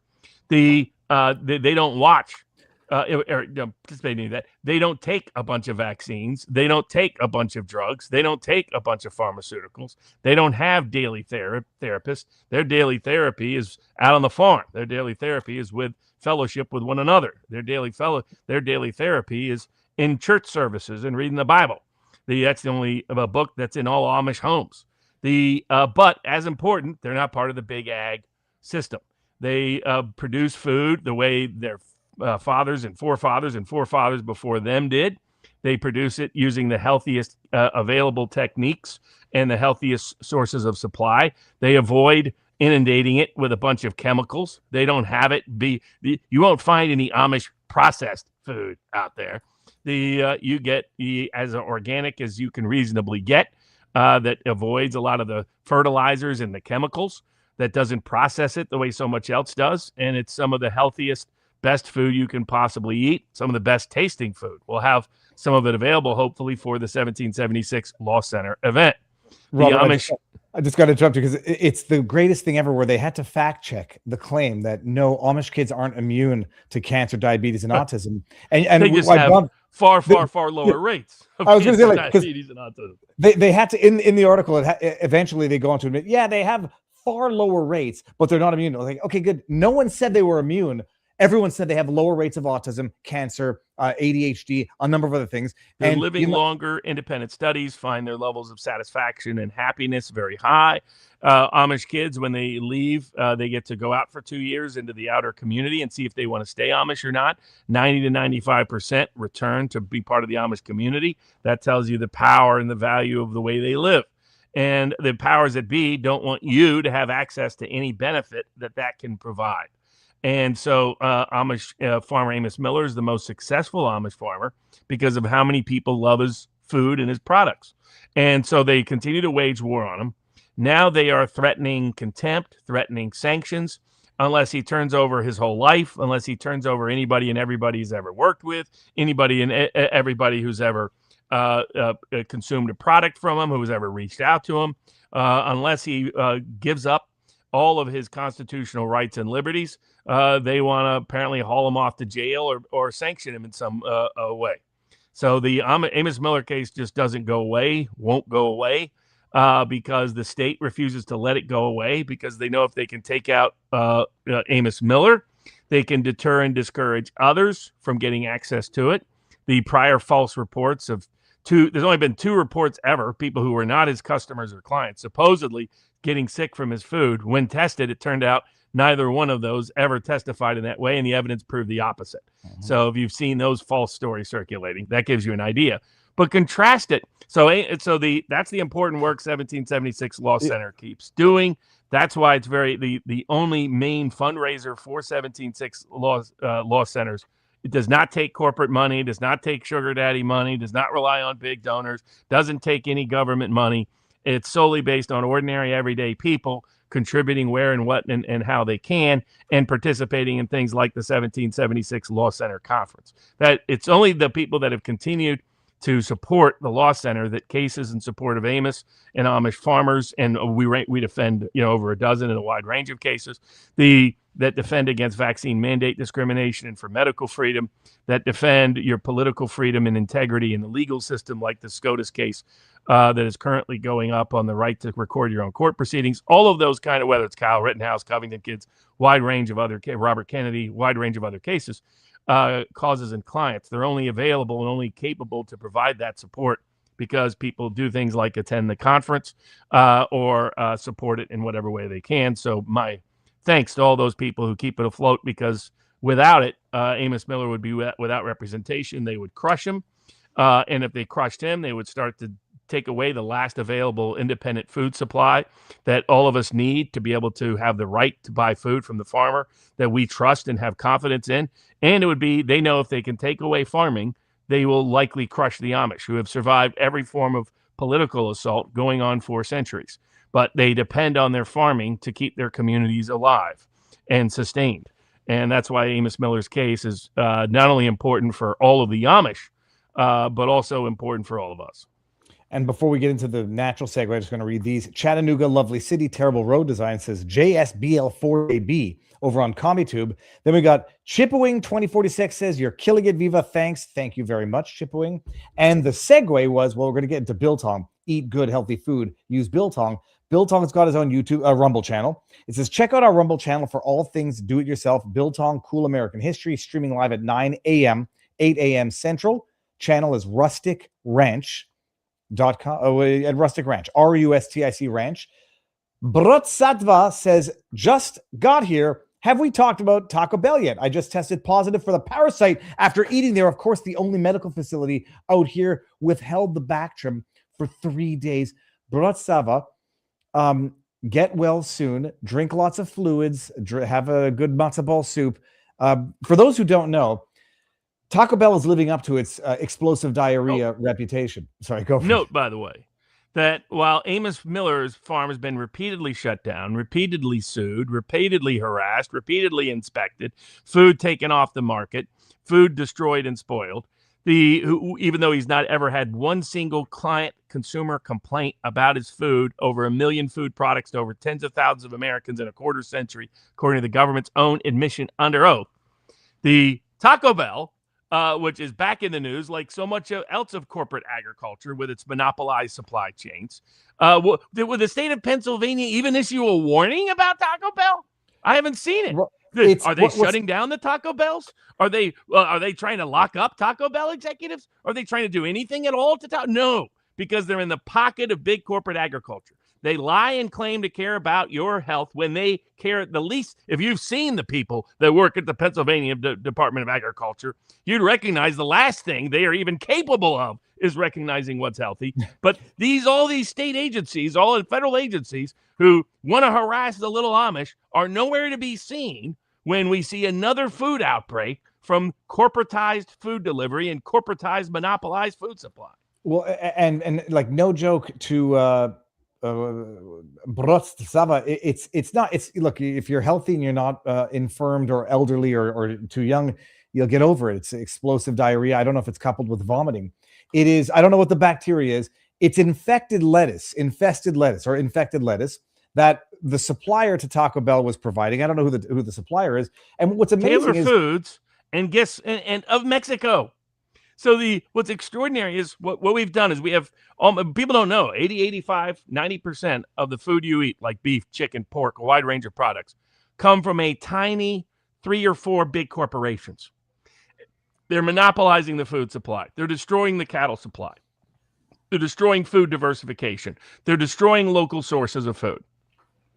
The private equity that has come into these big companies has enhanced that by even lowering the quality of standards, often importing foreign food products that don't have the same regulatory or inspection control, can often be made much cheaper.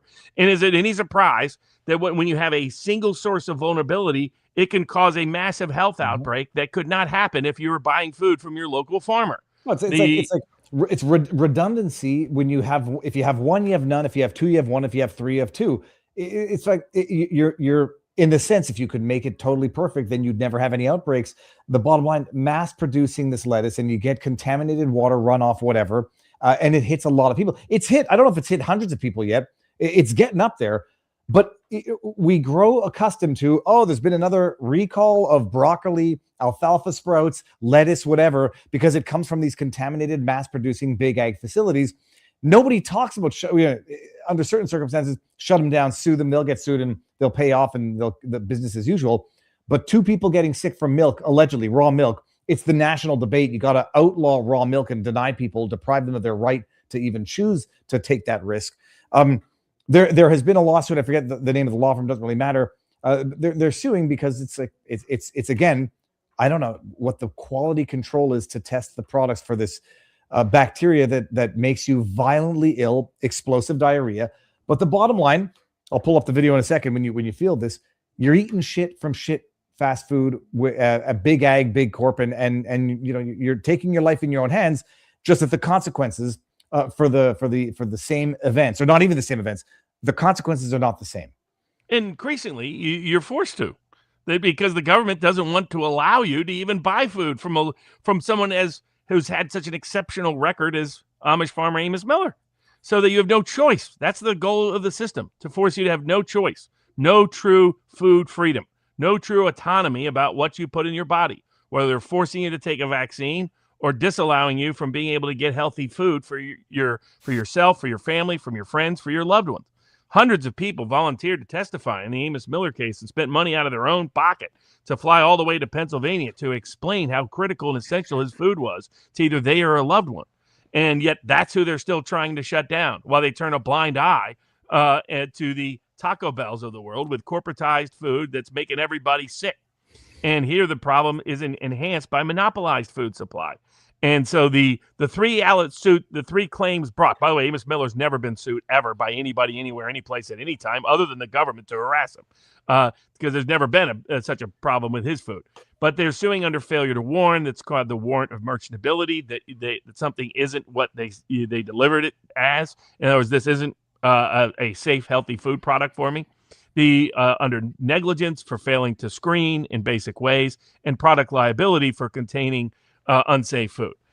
Usually these cases prevail relatively easily. It's getting much damages is tricky. And the bigger problem is the regulatory and executive agencies are aligned with promoting and protecting these corporatized, monopolized food supplies to strip you of your ability to, so that they can control everything, so that we're all stuck on a diet of Soylent Green. Well, you can listen to the words of, I don't know who this guy is. You're always eating shit from here, you're a fucking idiot. If you're coming to get your food from here, you're a fucking idiot. Look at this guy's arms. Stuff like this, you're a fucking idiot. If you're eating stuff like this, you're a fucking idiot. If you're eating stuff like this, you're a fucking idiot. If you're eating fucking cereal, you're a fucking idiot. If you're drinking this kind of shit, you're a fucking idiot. If you're eating this kind of shit instead of butter, you're a fucking idiot. If you're drinking fizzy drinks, you're a fucking idiot. Fucking idiot. Fucking idiot. If you're getting your food from the butchers, you're not a fucking idiot. If you're getting lots of eggs, you're not a fucking idiot. It's fantastic. And the greatest thing, so like, I'm putting the kids to bed when we're going through shorts and this one comes up. It's swearing, it's cussing, it sticks with the kids. And then now that he looks at his Pringles, which we still get, I won't say it. Eat healthy. Get sued. They're gonna pay. We've seen this over and over again. It's just the reaction is not the same as when it comes from raw milk, allegedly, or your local butcher or small farms. Yeah, exactly. Small farms. Yeah, exactly. I mean, we used to grow up on the farm and eat the food we ourselves farmed. Then we would the next generation ate food from locally produced farmers. Large parts of the world still does that at some level, and we don't. We have a corporatized, industrialized food supply for the last half century, as well as being inundated with big pharma. And what has that produced? That's produced some of the unhealthiest Americans that we have ever had as a society. That is starting to get to the point of even shortening our life expectancy, when our life expectancy should be extended, given the progress we've made in other areas of medicine. But the effect of the food problem is as big a problem as any. And Amos Miller's case is as much on the front line of food freedom as any case in the country for the last quarter century. Well, it's amazing. We went to visit Graham Farms, the peach pick your own peach farm in Central Florida, and we saw their cows. The owner milked the cow in front of us, and we drank the raw milk. She tested it straight from the cow's nipple. That cow's nipple was too close to the cow's anus, so I had to politely decline to do the taste test. But no, you keep your animals clean. You pay attention to your food, which is impossible to do at the scale of big ag, fast food crap like this. You need industrial quantities of base food, and this inevitably and invariably happens. The only idea that's being pursued by large parts of the left on the Democratic side of the aisle on the making us healthier is pretending climate change is the greatest problem confronting us. And that has led to a case that the Supreme Court has agreed to take about these state tort lawsuits trying to bankrupt energy companies they don't like, or energy industry writ large, to force climate change politics on the rest of us. This was, I want to say, Colorado. I'm just double checking my notes. It was Colorado. It was the state suing a bunch of energy companies. It started with the city of Boulder, Colorado. It's even more commie than Comirado. Suing, I don't know, I think it was Suncor, suing energy companies for nuisance resulting from pollution, for environmental damage, invoking nuisance laws. The companies are arguing, what is it? It's federal preemption, that the states don't get to sue because they have federal authorization to, well, I don't know if the word is authorization. It's federal preemption, right? That's the legal concept. Yeah, I mean, basically they're trying to use the courts and sort of nebulous broad theories of liability in front of hardcore left-wing Democratic jury pools and judge pools to whether it was nuisance law or claim of, some sort of harm caused by some form of state tort. So maybe they called it misrepresentation or something of that nature. Basically trying to shut these businesses down and use the court system to force climate change politics and policies on the rest of us, so that we will eat the bugs and be happy, as the World Economic Foundation forecast, that we will own nothing and be happy. Bill Gates with his fake meat, is part of this sort of whole, how did he pitch it? That it was part of climate change politics was going to lead to that equation. Mm-hmm. It's the ultimate control system under the guise of making the environment safer for everybody. Even Robert Kennedy, longtime environmental activist, said a lot of climate change is crap in terms of the policies and recommendations and solutions that they're proffering and offering. So this Colorado State Supreme Court said, yeah, you can go for it. Go ahead. Let's impose this on everybody through the court system. And so the Supreme Court took the case because the issue is there federal preemption under the Constitution? Is there federal preemption under the Environmental Protection Act? Or is there federal preemption under federal common law? So it's a different issue, because the question is, and this relates back to the Amos Miller case, one of the points they reiterate, the Constitution anticipates that no state will try to regulate the conduct of another state, that within the federal compact, that the feds have certain permission to do interstate commerce controls, but not the state. This is the issue that we ultimately won on before the Commonwealth Court of Pennsylvania at the appellate level, was that that court concluded that, in fact, Pennsylvania state law could not prohibit Amos Miller from distributing his products outside of the state of Pennsylvania, could not ban non-Pennsylvanians from being able to enjoy the bounty and benefit of his products. And part of it was this constitutional issue. The state of Pennsylvania claimed the right to regulate everybody everywhere all the time if there's any degree of connection at any point to Pennsylvania. This is the same kind of theory that's being tested out, because here they're complaining about pollution and activities that occurred outside the state, in some cases outside the entire country. And they're saying, what you did all the way over here in Nigeria by developing oil led to this pollution here in Boulder. And so we want to stop you from doing that over there because of, but at least they have some sort of connection to the state that's less than what they have in the case of Amos Miller and the Amish farmer. But this is a case that might impact farming rights because of that particular aspect. States are supposed to stay within their borders. The whole point of the compact of the Constitution of the United States was to recognize and respect those limits, but these states are not. And so in the past, federal common law, the Supreme Court has used federal common law to step in and say, by application of these constitutional principles, this is a federal issue for resolution and remedy, not a state power, because it exceeds their sovereignty by ignoring the equal sovereignty of fellow states.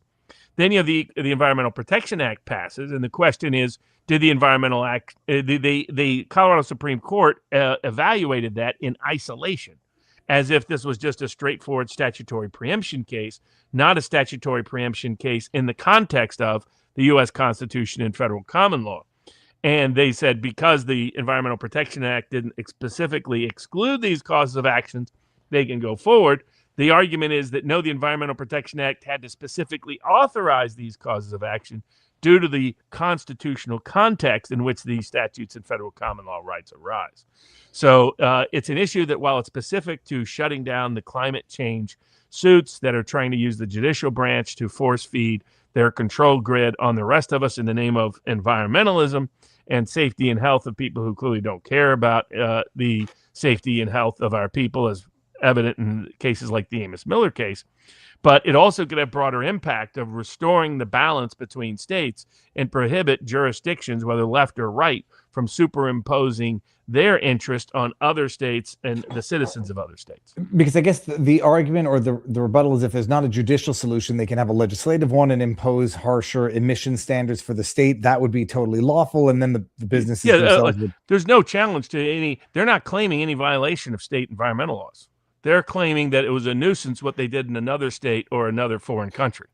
And then that raises questions about the U.S. government's right to control foreign relations, the executive branch in Congress, which, one of the things that was stripped of states at the time of the Constitution. They went from independent sovereigns to part of arguably subordinate sovereigns, those sovereigns from whom the federal government's rights come, first from the people through the states to the federal government, was that the states were then acknowledging they would not be doing treaties, they would not be waging war, they would not be coining money.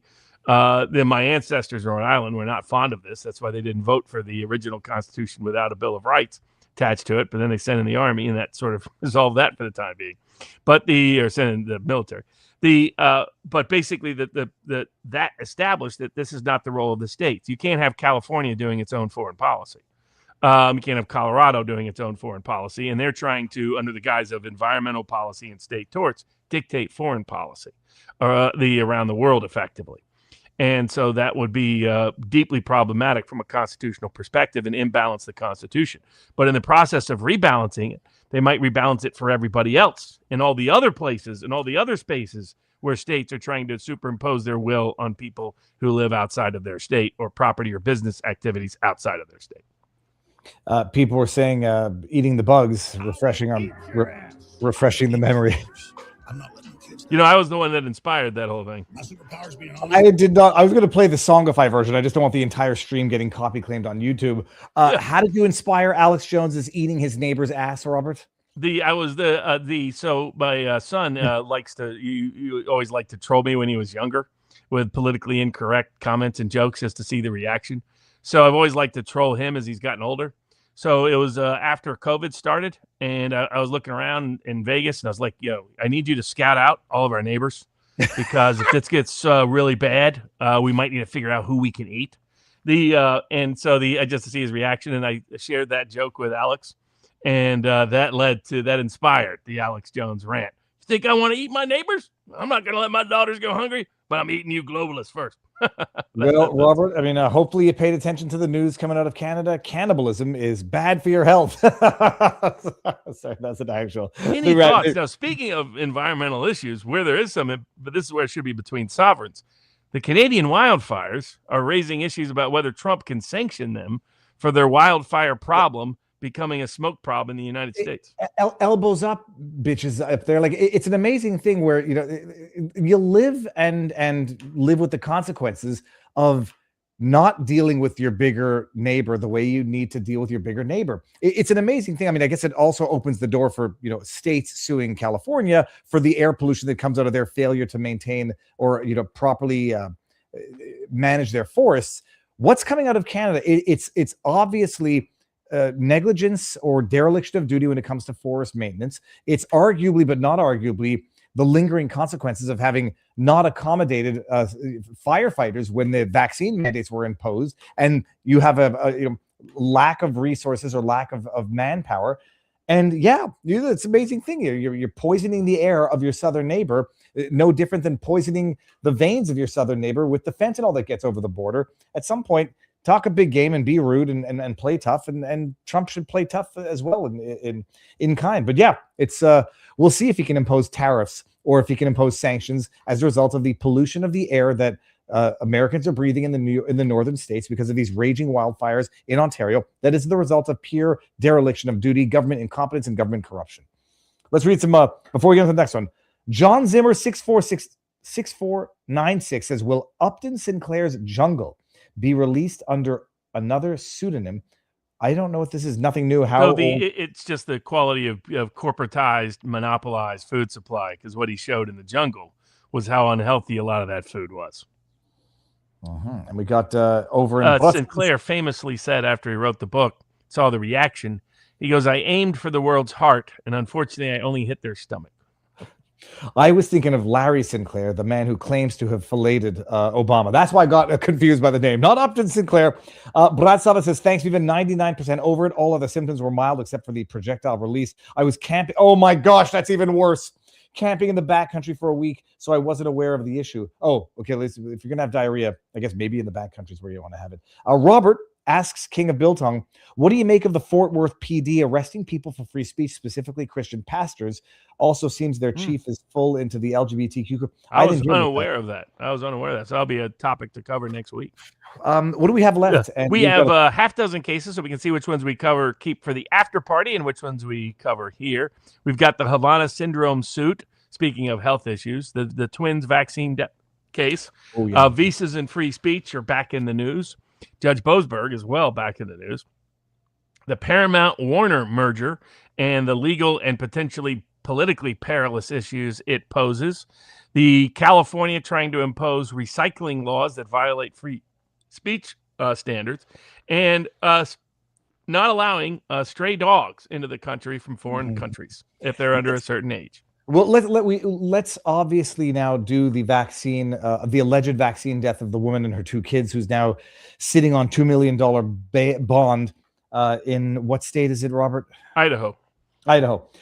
We covered this story last week. I read the chat. People were saying we're mangling the facts. I'm not sure what facts we're mangling in this case. This is a woman who had infants, or I don't know if they called them infants or toddlers. They were give or take, 16 months, 18 months, I think.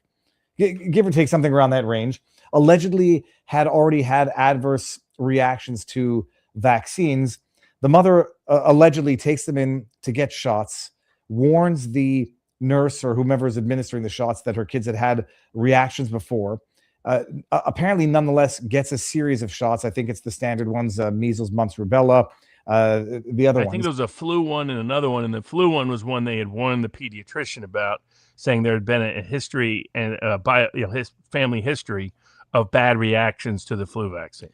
And now the pediatrician gave it to him anyway. Well, that's the thing. So it's unclear. First, I mean, I'm presuming that they did in fact get some shots, and that's not. They got a bunch. contested They part got of the story. 5 I think, at one time, and Yeah. the flu one was the one they were particularly concerned about. They were concerned about vaccines in general, in terms of the number, and just explain that to the pediatrician. He said, "Don't worry, this is correct." The 8 days later, their 2 twins die. Well, they have an immediate reaction the day after. She takes them, and I presume that there's a paper, there's documented. If they take them to the hospital the next day, they treat them for a vaccine reaction, whatever they want to call it. Give them Tylenol, send them home, and then the mother wakes up and allegedly they're both dead, allegedly as a result of the vaccine or whatever shots they they got. sometimes call it SIDS. Sudden infant death syndrome, and more research has tied it to the potential that vaccines may be at least a culprit for SIDS. Well, they're dead. Cause of death was determined. I don't want to say if it was asphyxiation. Well, they've alleged murder based on asphyxiation, but they had died of lack of oxygen, which is just how death occurs in any event. And she went a few days after they died. She went on a podcast. I think it was the Children's Health Defense, attributing it to the death of her kids to the jab. 14 months. Took another step. She joined a bunch of other folks suing the organization, American Academy of Pediatricians, because they can't sue the doctor under the vaccine immunity laws. They can't sue the doctor or the medical institution or the pharmaceutical company, but sue the pediatricians with Children's Health Defense, trying to force the pediatricians to acknowledge the risk of vaccines. And while that suit was ongoing, suddenly this indictment comes in. Yeah, so it's 14 months later, allegedly after an investigation.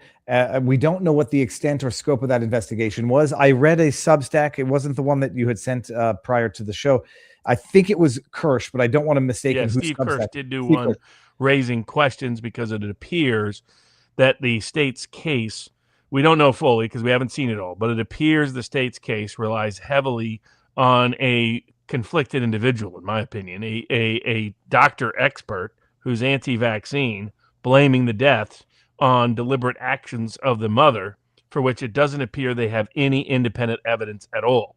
Well, from what I understood from Kirsch's Substack is that the definitive, so not evidence, but the indication that it had to be murder is that statistically there has never been a case of 2 twins dying from a vaccine within close proximity. Officially. Except I also understand that to be not potentially true, but that from what they Kirsch blamed SIDS on a whole bunch of things, and twins, to my knowledge, have been prior victims of so-called SIDS, and that they have had a tendency to blame the parents rather than blame other potential culprits. And there was a publication that connected SIDS to vaccines that then got suddenly retracted without explanation, and Secretary Kennedy is investigating why there was a sudden retraction of it.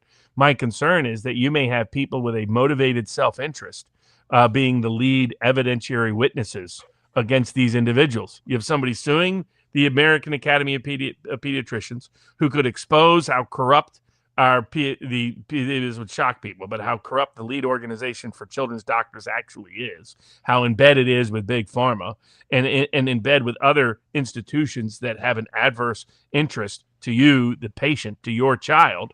And is there any more? And then someone associated with that apparently becomes the lead person to make sure they get prosecuted. It raises a lot of serious questions about this case.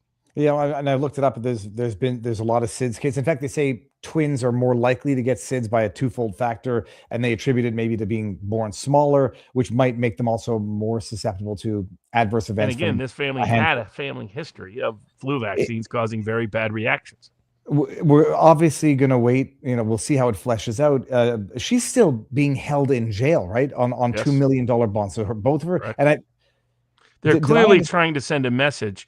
Don't you ever think about coming after us or exposing this link, or we'll put you in prison for life and blame you for the most horrific thing a mother could be blamed for.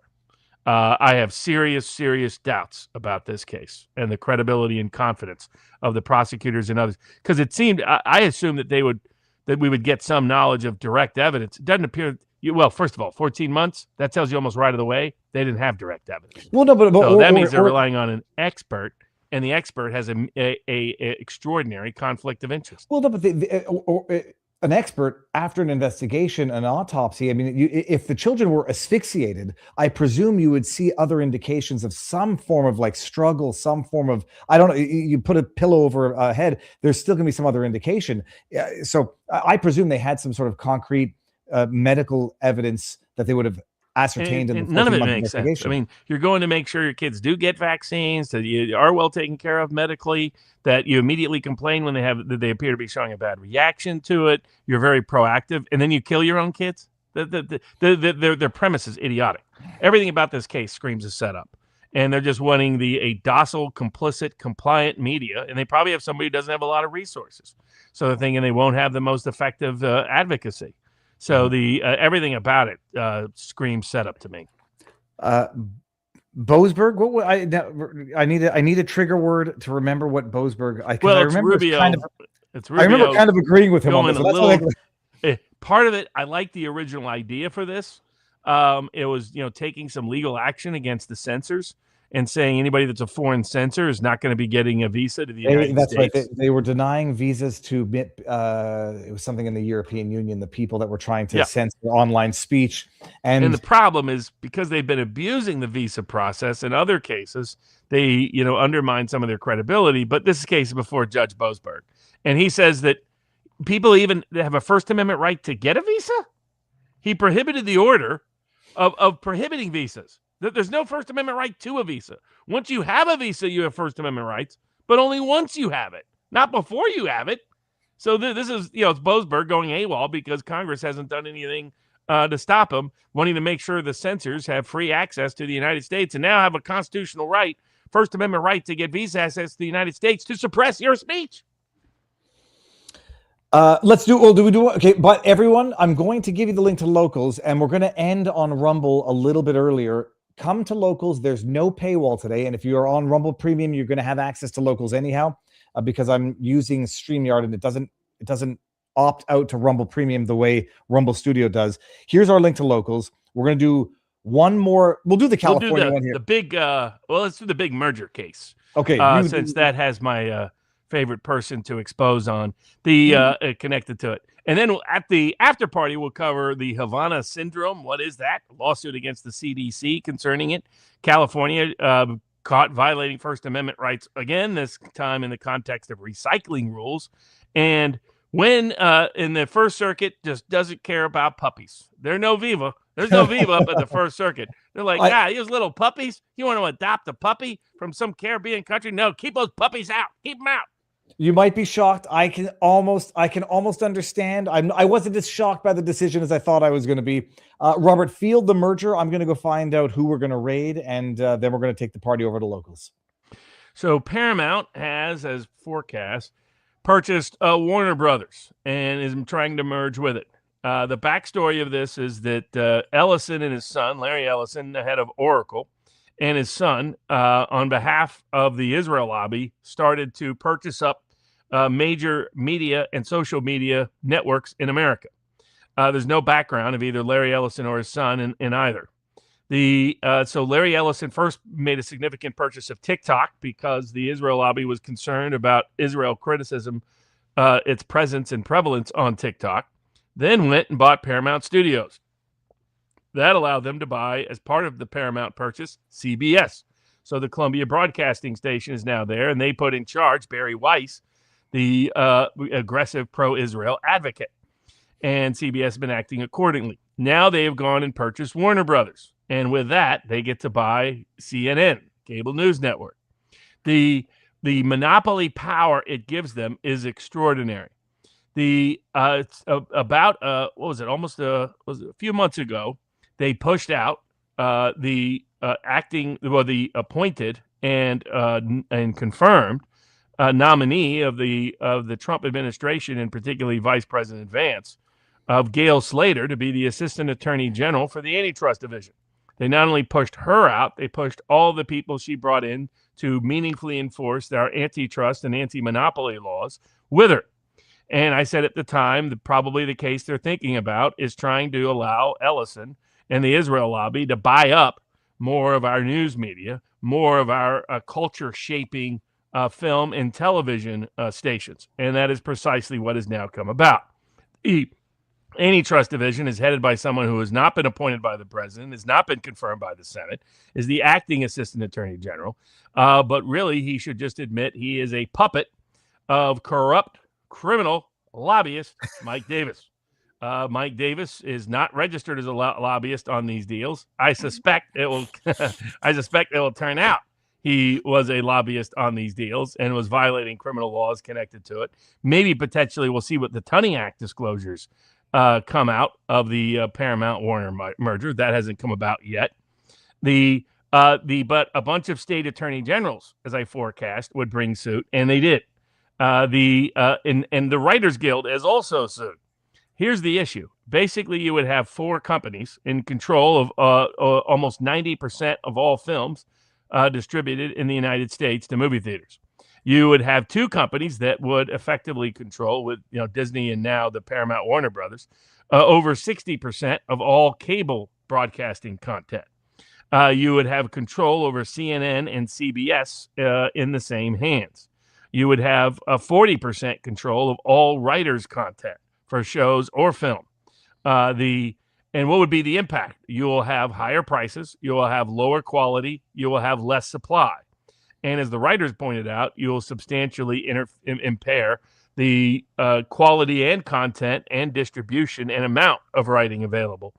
It will hurt movie cinemas and movie theaters if you like going to those, because they'll have such economic leverage over those cinemas for what share of revenues will be distributed related to the films produced, and will likely lead to higher prices for moviegoers as well. A concern I have is you have somebody with extraordinary control over the news in this country. And Larry Ellison, if you don't know, I'm not making something up about the Israel lobby. He's bragged about the Israeli Defense Forces are his favorite organization in the world, much more than the U.S. military. He's much more loyal to a foreign nation than ours. That's one part. Second part, I don't like antitrust. I believe in free market capitalism. Free market capitalism. If you go read Adam Smith again, for those that haven't, was as more concerned with monopoly antitrust violations than labor unions or anything like it. And not just government control, but effectively government-sponsored crony capitalist control, with monopolies inevitably being dangerous to our free market, but also being very dangerous in this case with their control over news and film and television to our constitutional republic and the adequacy of information provided and made available to them. But I think in addition, this is what Democrats have been sitting on. They're waiting for this merger to go through, hoping to use it to blow up the Trump administration due to the corruption of these big companies paying effectively bribes, paying huge amounts of bonus payments to people like Mike Davis. I suspect Mike Davis himself will end up being named connected to this, so that they can corrupt the Trump administration, thus purging it of any independent, honest antitrust enforcers out of the antitrust division of the Justice Department, which Todd Blanche Dubois has no interest in enforcing either. He's too busy making sure the Tate brothers are locked up to actually pay attention to enforcing our antitrust laws. And may expose the Trump administration in substantial corruption allegations come 2027. So a competent, not only you don't have to be ethical, you don't have to be moral, you don't have to keep your promises. Simply being competent would be enough for the Justice Department, whose career staffers said do not approve this deal, who said this is deeply problematic for a wide range of basic antitrust, anti-monopoly economic reasons. But there are a wide range of political reasons, a wide range of self-interested reasons why the Justice Department should not have greenlit this in the way they did. And now state attorney generals and the Writers Guild may expose it all. Robert, we've rated Badlands. We're going to end this on all platforms, including Rumble. Come to Locals, and otherwise you can get the rest of the show tomorrow on podcast. Next week, we'll be back to Rumble Studio, hopefully. By the way, I just want to say one thing here. Winston says hello. I'm feeling like, I feel his bladder feels very... So Winston must feel good that he was born in the U.S. Oh, well, he was born in Canada. When I crossed the border, I was actually born in Canada. He was born in Canada. 6 months old? He was more than 6. Well, he's been here now for 5 years, 4 years. But then we crossed into Canada with Manny, who was born in America. And I was like, I had their paperwork, I had their rabies stuff, and I was like, they didn't ask a question about the dog. So luckily, no issue. But yeah, they've gotten very strict in terms of bringing dogs back into the U.S. And into Canada. They rabies is the biggest thing on earth. You got to show your dogs have been immunized for rabies. I was going to show you this. Everybody who's coming to Chattanooga, you're going to see the Barnes hot sauce. You're going to see the wholesome. We're going to get Biltong to be making this for us as well. And this is the other hot sauce. So at the Chattanooga, it's going to be only these. This is going to be like a one-time run, and then we're going to be up on Biltong sooner than later. We're going to locals, and I'm going to end this everywhere. Everybody, thank you for being here. Robert, while we have the audience, what do you have coming up this week? So yeah, at the after party, we'll cover Havana syndrome, not allowing foreign dogs to be adopted into America if they're too young, and California speech First Amendment recycling laws. We'll have bourbons throughout this week. Bourbons with Barnes at vivabarneslaw.locals.com, weekly podcast where we do Q&A and cover top topics. And I'm sure I'll be on. I think I'm on with there'll probably be a lot of invites this week because of what's happening in the Iranian news and whatnot. The Mario Knopfel asked me to start a Substack because some people don't have full access to the locals. I put up my Substack articles typically at locals. But did a separate Substack on what do people in Iran think about the Iranian regime? What does the data show from a wide range of data sources over the last 40 plus years? And posted that at Robert Barnes at Substack. But with that and some other things, I'm sure I'll have some interviews, but I don't know which ones they'll be this week. All right, amazing. And me, it'll be daily 3:00. We'll have some guests. There's something. You know where to find us. Daily 3:00 on Rumble. Right now, we're going to end on YouTube. So remove YouTube. Bye-bye.